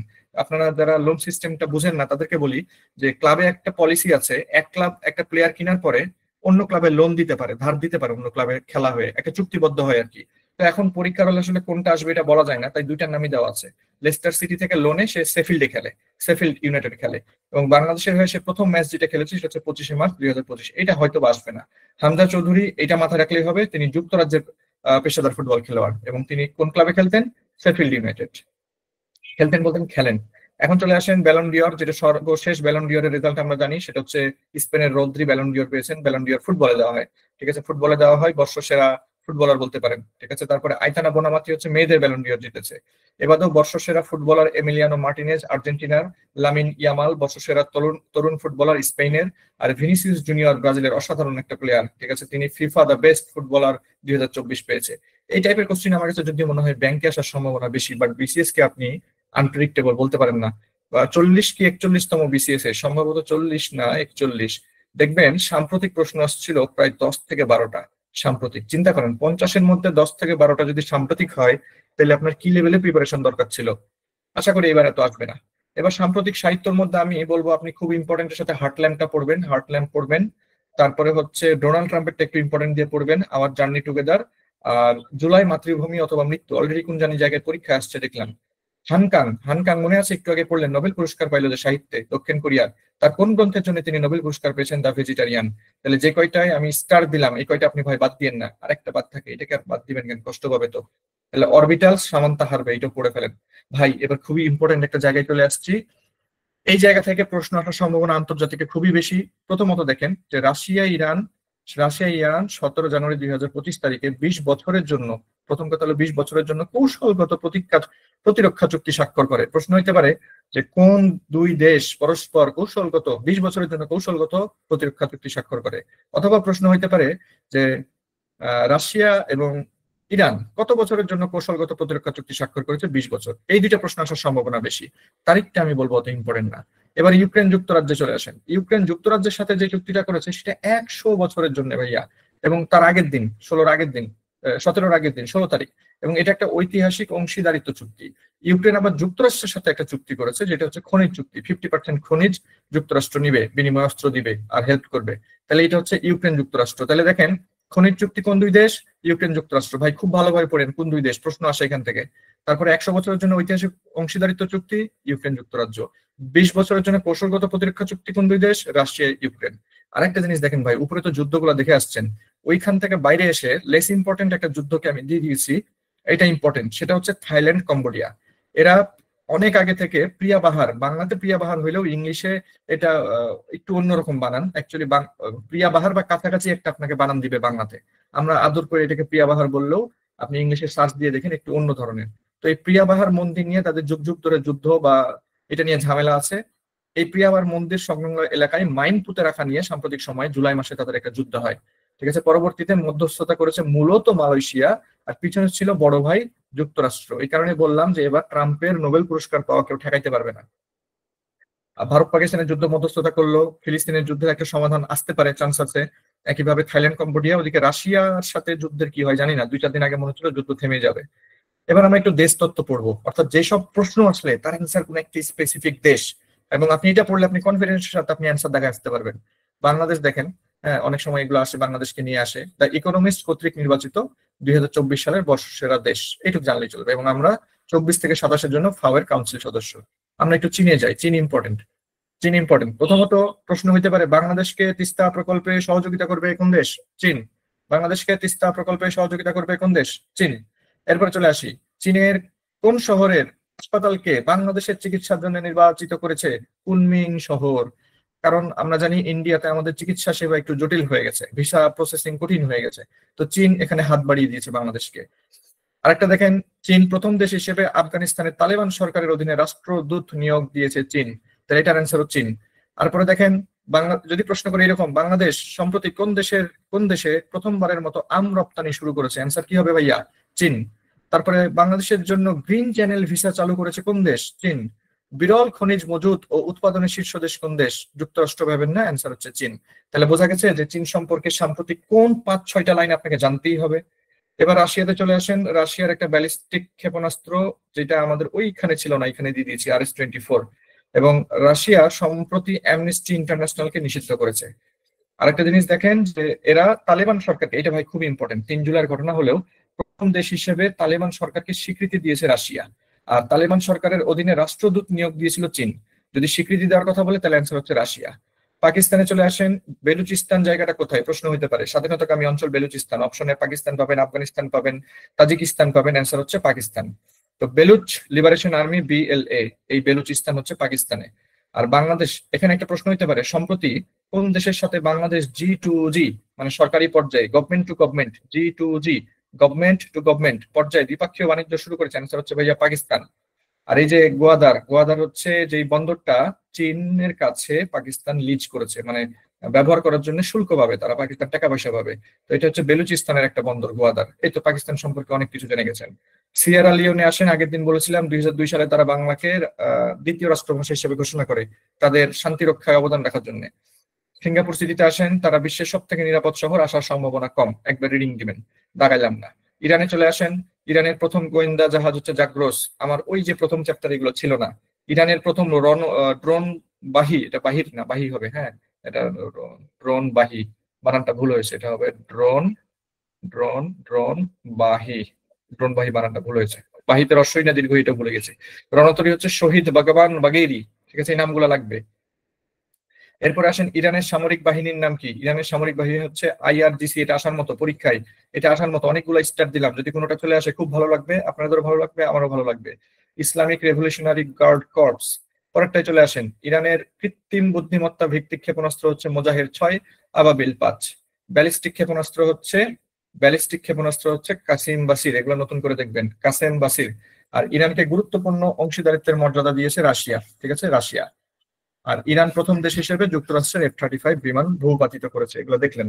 এবার চলে আসেন ইসরায়েলের একটা অভ্যন্তরীণ, আমরা তো মোসাদের নাম জানি, আমরা জানি ইসরায়েলের গোয়েন্দা সংস্থা হচ্ছে মোসাদ, আরেকটা নাম আমরা জানি আমান। এ বাদেও তাদের একটা অভ্যন্তরীণ গোয়েন্দা সংস্থা আছে নিজেদের দেশে, সেটা হচ্ছে শিনবেত। আর ইসরায়েলের প্রতিরক্ষা বাহিনীর নাম হচ্ছে IDF। প্রশ্ন হইতে পারে, IDF কোন দেশের প্রতিরক্ষা বাহিনী? IDF হচ্ছে ইসরায়েল ডিফেন্স ফোর্সেস। ফিনল্যান্ড প্রথম দেশ হিসেবে মানবদেহে বার্ড ফ্লু টিকা দিবে, এটা লেস ইম্পর্টেন্ট। যুক্তরাষ্ট্রে আসেন, এটা ইম্পর্টেন্ট ভাই, গোল্ডেন ডোম, ঠিক আছে, গোল্ডেন ডোম, আয়রন ডোম। তো গোল্ডেন ডোমটা হচ্ছে যুক্তরাষ্ট্র নির্মাণ করছে তাদের আকাশ প্রতিরক্ষা ব্যবস্থা হিসেবে, কারণ আমরা আয়রন ডোমের প্রতিরক্ষা ব্যবস্থা আমাদের দেখা হয়ে গেছে, ইরান একদম এটাকে কুটিকাটি করে ফেলেছে আর কি। যুক্তরাষ্ট্রের জাতীয় পাখি হচ্ছে সাদা মাথার বার্ড ঈগল। আর এরা গোল্ড কার্ড নামক একটা নাগরিকত্ব বিক্রি করার প্ল্যান করছে, মানে আপনার যদি কত জানি দেখলাম $50 মিলিয়ন যদি থাকে, আপনি $50 মিলিয়ন দিয়ে যুক্তরাষ্ট্রের নাগরিকত্ব কিনতে পারবেন, পার্মানেন্টলি আপনি নাগরিক হয়ে যাবেন যুক্তরাষ্ট্রের। এটা যুক্তরাষ্ট্রের একটা বিজনেস পলিসি, টাকা পয়সা থাকলে যাইতে পারেন। মাত্র $50 বিলিয়ন। পানামাতে আসেন, পানামা যুক্তরাষ্ট্রের চাপে তারা ওয়ান বেল্ট ওয়ান রোড যে প্রকল্প বা BRI অল্টারনেটিভ নাম, সেখান থেকে তারা প্রত্যাহার করেছে সাম্প্রতিক সময়ে। প্রশ্ন হতে পারে, সাম্প্রতিক সময়ে কোন দেশ BRI থেকে নিজেদেরকে প্রত্যাহার করে নিয়েছে? আচ্ছা, নিউজিল্যান্ডের একটা জনগোষ্ঠী আছে মাউরি, মানে আদিবাসী আর কি, ঠিক আছে, এটা সাম্প্রতিক সময় একটু আলোচিত হয়েছে তাই দিলাম। আর মাউন্ট তারানাকি পর্বত এই যে মাউন্ট তারা নাকি একটা পর্বত, এই পর্বতকে নিউজিল্যান্ড মানুষ হিসেবে স্বীকৃতি দিয়েছে। উইয়ার্ড কিছু তথ্য যেমন থাকে তার মধ্যে এটা একটা মনে রাখা সহজ। আরব আমিরাতে আসেন, বাংলাদেশ 24-25 অর্থ বছরে সব থেকে বেশি চা রপ্তানি করেছে আরব আমিরাতে। আগে বেশি চা রপ্তানি করতো আপনার হচ্ছে মায়ানমার, পাকিস্তানি জায়গাগুলোতে। তো যাই হোক, সাম্প্রতিক সময় সেটা আরব আমিরাত, মাথায় রাখতে হবে। এটা আমরা অনেকবার পড়ে ফেলেছি। যুক্তরাজ্য বর্তমানে বাংলাদেশের বিনিয়োগের শীর্ষে, বর্তমানে বলতে 24-এ। পূর্ব তিমুরে আসেন, বাংলাদেশ পূর্ব তিমুরের সাথে ভিসা অব্যাহতি চুক্তি স্বাক্ষর করেছে। জাপানে আসেন, জাপান হচ্ছে প্রথম দেশ হিসেবে ফিফা বিশ্বকাপ 2026 খেলার যোগ্যতা অর্জন করেছে। এবার একটু মায়ানমারে আসেন, যেখানে বাংলাদেশ সব থেকে বেশি ওষুধ রপ্তানি করে। দক্ষিণ আফ্রিকায় আসেন, এই যে গাজায় যে ইসরায়েলের গণহত্যা চলছে, আমরা জানি প্রতিটা গণহত্যার পিছনে কারো না কারো আইসিজে মামলা করতে হয়। যেমন বাংলাদেশে মানে মায়ানমার গণহত্যা, যেটা প্রেক্ষাপট বাংলাদেশে রোহিঙ্গা ঢুকেছে, সেখানে আইসিজে মামলা করেছিল কে? গাম্বিয়া। আর গাজায় ইসরায়েলের যে গণহত্যা হচ্ছে, এইখানে এইখানে আইসিজে মামলা করেছে কে ভাইয়া? দক্ষিণ আফ্রিকা। মাথায় রাখলেন। আচ্ছা, এস্তোনিয়া, লাটভিয়া, লিথুয়ানিয়া, এই যে তিনটা দেশ এরা হচ্ছে রাশিয়ার বিদ্যুৎ গ্রিড থেকে নিজেদেরকে বিচ্ছিন্ন করেছে এই বছর। তারিখ লাগবে না, জাস্ট এই রাশিয়া, এস্তোনিয়া, লিথুয়ানিয়ার নামটা জানেন। ডিঙ্গা ডিঙ্গা একটা ভাইরাস আসছে, এটা উগান্ডায় আসছে। জাস্ট এইটুকু জানলেই চলবে। মিশরে আসেন, মিশরকে 2024-এ WHO ম্যালেরিয়া মুক্ত ঘোষণা করলো। সেনেগালে আসেন, 2025 সালে OIC-র পর্যটক সিটি সেনেগালের ডাকার শহর। গায়ানা আসেন, গায়ানা খাদ্যে স্বয়ংসম্পূর্ণ ঘোষিত হয়েছে। অর্থাৎ একটা দেশের যত ধরনের খাদ্যের চাহিদা আছে, গায়ানা সবকিছু নিজে উৎপাদন করতে পারে। তারপরে জার্মানিতে আসেন, বর্তমানে বিশ্বের শীর্ষ ঋণদাতা দেশ, তারা সব থেকে বেশি ঋণ দিয়েছে লাস্ট জরিপ অনুসারে। মালদ্বীপে আসেন, তারা কিন্তু দক্ষিণ এশিয়ায় প্রথম দেশ হিসেবে স্টার্লিং ইন্টারনেট চালু করেছে। কেন এটা দিয়েছি জানেন? কারণ বাংলাদেশ তৃতীয়। পরীক্ষার হলে এই কোশ্চিনটা আসার সম্ভাবনা আছে, আপনারা গণহারে বাংলাদেশ দাগাবেন। কারণ আমাদের রিসেন্টলি আসছে, ভাববেন তাহলে এইটাই অ্যান্সার, নাহলে দিল কেন? না ভাইয়া, এটা কিন্তু দক্ষিণ এশিয়ায় প্রথম হচ্ছে মালদ্বীপ, বাংলাদেশ কিন্তু তৃতীয়। এবার বুলগেরিয়ায় আসেন, বুলগেরিয়া কিন্তু 2026 সালের 1 জানুয়ারি ইউরো মুদ্রা চালু করবে 21তম দেশ হিসেবে। তাইলে দেশে কি আর কিছু আছে? নাই। এবার আসি ভাই, খুবই একটা ইম্পর্টেন্ট জায়গা। এটা মনে করেন যে একদম আহ জাতীয় সঙ্গীতের মতন সকালবেলা এটা দিয়ে দিন শুরু করতে পারেন। এখানে খুবই গুরুত্বপূর্ণ কয়েকটা স্থানের নাম আছে, যেমন রাফা ক্রসিং, এটা মিশর এবং গাজা ভূখণ্ডের মধ্যে একমাত্র সীমান্ত পারাপার পয়েন্ট, এই নামটা জানতে হবে। ফিলাডেলফিয়া করিডোর কোন দুই দেশের মধ্যে অবস্থিত? মিশর এবং গাজার মধ্যে। ভাই এখানে যা যা আছে খুবই ইম্পর্টেন্ট, ভুলেও ভাই কোনোটা বাদ দিয়েন না। গাজা অঞ্চলে শরণার্থী শিবিরগুলো হচ্ছে খান ইউনুস, রাফা, মাগাজি, আল শাতি, জাবালিয়া, বুরেজ। তার মধ্যে খান ইউনুস এবং রাফা, উপরে ছিল রাফা, এই দুটো একটু বেশি ইম্পর্টেন্ট। বিশেষ করে খান ইউনুস তো খুব বেশি ইম্পর্টেন্ট, বাদ দিবেন না। বাকিগুলো রিডিং দিয়ে মাথায় নেওয়ার চেষ্টা করেন। এবার দেখেন, ইরানের এই যে যুদ্ধের প্রেক্ষাপটে কিছু জিনিসের নাম সামনে চলে আসছে। তার মধ্যে একটা হচ্ছে তেহরান, একটা হচ্ছে তাবরিজ, একটা হচ্ছে ইস্পাহান, একটা হচ্ছে আরাক, একটা হচ্ছে সাহারান। এগুলো ইরানের জায়গা। আপনাকে জানতে হবে এই স্থানগুলো কোন দেশে? ইরানে। এই জায়গাগুলোতে ইসরায়েল হামলা চালিয়েছে, এই কারণে এই জায়গাগুলো ফোকাসে আসছে। এসব জায়গায় আপনার প্রশ্নকর্তা প্রশ্ন দিবে কোন এগুলো হচ্ছে কোন দেশে অবস্থিত। এবার ইরানের পারমাণবিক স্থাপনা হচ্ছে ফর্দো, নাতানজ, ইস্পাহান জানতে হবে। ইসরায়েলেও তো আমরা জানি হামলা হয়েছে, ইসরায়েলে ইরান পাল্টা হামলা করেছে। এই ইসরায়েলের তেল আবিব, হাইফা, হেব্রন, ইলাত বন্দর, এগুলোর নাম জানবেন। ইয়েমেনের একটা বন্দর হচ্ছে হোদেইদা বন্দর। এগুলো জানার কোনো শেষ নাই, অনেক অনেক বন্দর আছে। সাম্প্রতিক সময়ে আলোচিত গুলো এখানে দিয়েছি, কারণ বাকিগুলো যদি দিতে যান তাহলে পড়া কোনোদিন শেষ করতে পারবেন না। সিরিয়াতে আসেন, সিরিয়াতে আলেপ্পো, আফরিন, আফরিন একটা মেয়েদের নাম, ঠিক আছে? বাংলাদেশের যদি ধরেন 100টা মেয়ে থাকে, তাহলে 20-30 জনের নামের শেষে আফরিন পাওয়া যায়। তো আফরিন একটা মেয়েদের নাম। সিরিয়ার একটা জায়গা পালমিরা, রাক্কা, ইদলিব, গোলান এবং জারামানা। এই যে নামগুলো বললাম সিরিয়ার জায়গা, খুব ভালো করে পড়বেন। ইউক্রেনের দুইটা নাম একটু আগের গুলা জানেন, ওই যে দনেতস্ক, লুহানস্ক, এগুলো পড়েছেন, যেগুলো এখন বর্তমানে রাশিয়ার দখলে। এবারেও কোস্তিয়ান্টিক, ভাই এর খুবই উচ্চারণ উচ্চারণ করা খুবই কঠিন, তাও চেষ্টা করি। কোস্তিয়ান্টিনিভকা, ঠিক আছে? সুমি অবলাস্ট। এই যে কষ্ট করে পড়লাম, আপনারা মনে হয় একটু হাসলেন, মনে থাকবে ভাই। তারপরে চলে আসেন দক্ষিণ সুদান। দক্ষিণ সুদানের মালাকাল এবং নাসির, এগুলো সাম্প্রতিক সময় আলোচিত। এই কয়টা দেখবেন, ইনশাল্লাহ লাগবে না। এবার একটু জেলা তত্ত্বে আসেন, যে জেলাগুলো আমাদের সাম্প্রতিক একটু আলোচিত হয়েছে, মাদারীপুর, কুড়িগ্রাম, এগুলো আগে পড়া হয়ে গেছে, একটাও এখানে আলোচনা করবো না। জামালপুরে 30তম গ্যাস ক্ষেত্র আবিষ্কার হয়েছে, বান্দরবান, সাক্ষরতার হার, এগুলো আলোচনা হয়ে গেছে। আচ্ছা, এইটা ইম্পর্টেন্ট, কক্সবাজারে খুরুশখুল জলবায়ু উদ্বাস্তু পুনর্বাসন প্রকল্প, এটা জানলে চলবে। আর বাংলাদেশের কোন জেলা গ্রিন হাউস প্রতিক্রিয়ার ফলে জলমগ্ন হওয়ার আশঙ্কা রয়েছে? অ্যান্সার হচ্ছে সাতক্ষীরা। অ্যান্সার হচ্ছে সাতক্ষীরা। এগুলো কি আসে ভাই? আচ্ছা, তারপরে নীলফামারীতে দেখেন, চীন সরকারের উপহারে 100 শয্যা বিশিষ্ট একটা হাসপাতাল হবে নীলফামারীতে। যেগুলো গোল করলাম এগুলো একটু ভালোভাবে দেখেন, জামালপুর, সাতক্ষীরা, নীলফামারী। দেশের কিছু প্রথম জিনিস এখানে আছে, একটু দেখবেন। প্রথম ধান জাদুঘর কোনটা, সুপার স্পেশালাইজড হাসপাতাল কোনটা, নিরক্ষর মুক্ত জেলা কোনটা, প্রথম ডিজিটাল স্বাস্থ্যসেবা প্ল্যাটফর্ম কোনটা, এরকম কিছু কিছু জিনিস আছে, নিজ দায়িত্বে দেখবেন। চলে আসি বিশ্বের প্রথম, এটা একটু দেখেন ভাই, আদাভি। আদাভি হচ্ছে প্রথম কার্বন নিরপেক্ষ শিশু। মানে কার্বন নিরপেক্ষ বলতে অনেকেই হয়তো এখন প্রশ্ন করবেন যে আবার কার্বন নিরপেক্ষ শিশু আবার কি জিনিস। কার্বন নিরপেক্ষ মানে তার তার যতটুকু কার্বন, মানে একটা ব্যক্তি তো একটা কার্বন, এই যে কার্বন ডাই অক্সাইড দুনিয়াতে ছাড়ে, তার এগেন্সে গাছ লাগানো হয়েছে। আদাভি কার্বন নিরপেক্ষ কারণ তার এগেন্সে গাছ লাগানো হয়েছে। সে যতটুকু কার্বন দুনিয়াকে দিবে, ওই গাছ ততটুকু কার্বন সেটা অ্যাবজর্ব করবে। আপনার জন্মের সাথে সাথে যদি আপনার বাবা মা গাছ লাগায়, তাহলে আপনি কার্বন নিরপেক্ষ। তারপরে দেখেন টং টং, বিশ্বের প্রথম এআই শিশু, কি সুন্দর নাম, টং টং। তারপরে কিছু কিছু বৃহত্তম, ক্ষুদ্রতম, সর্বোচ্চ, দীর্ঘতম, গভীরতম টাইপের যেগুলো জিনিস আছে, যেগুলো রিসেন্টলি আলোচনা হচ্ছে সেখানে, সেগুলো এখানে আছে। আর এরকম আরো এই, আচ্ছা এবার এরকম, এটা আচ্ছা সরি, এটা হচ্ছে দেশের আর এটা হচ্ছে বিশ্বের। আমি এটাই খুঁজছিলাম যে পার্থক্য কি করলাম। একটা হচ্ছে দেশের আর একটা হচ্ছে বিশ্বের, এগুলো একটু নিজে থেকে দেখবেন, এগুলো আলোচনা করব না। এখানে কিছু তথ্য যেগুলো কোনো ক্লাসিফিকেশনে ফেলা যায় না, সেগুলো আমি নর্মালি এখানে প্রশ্ন উত্তর আকারে দিয়ে দিয়েছি, এগুলো আপনাদেরকে জানতে হবে।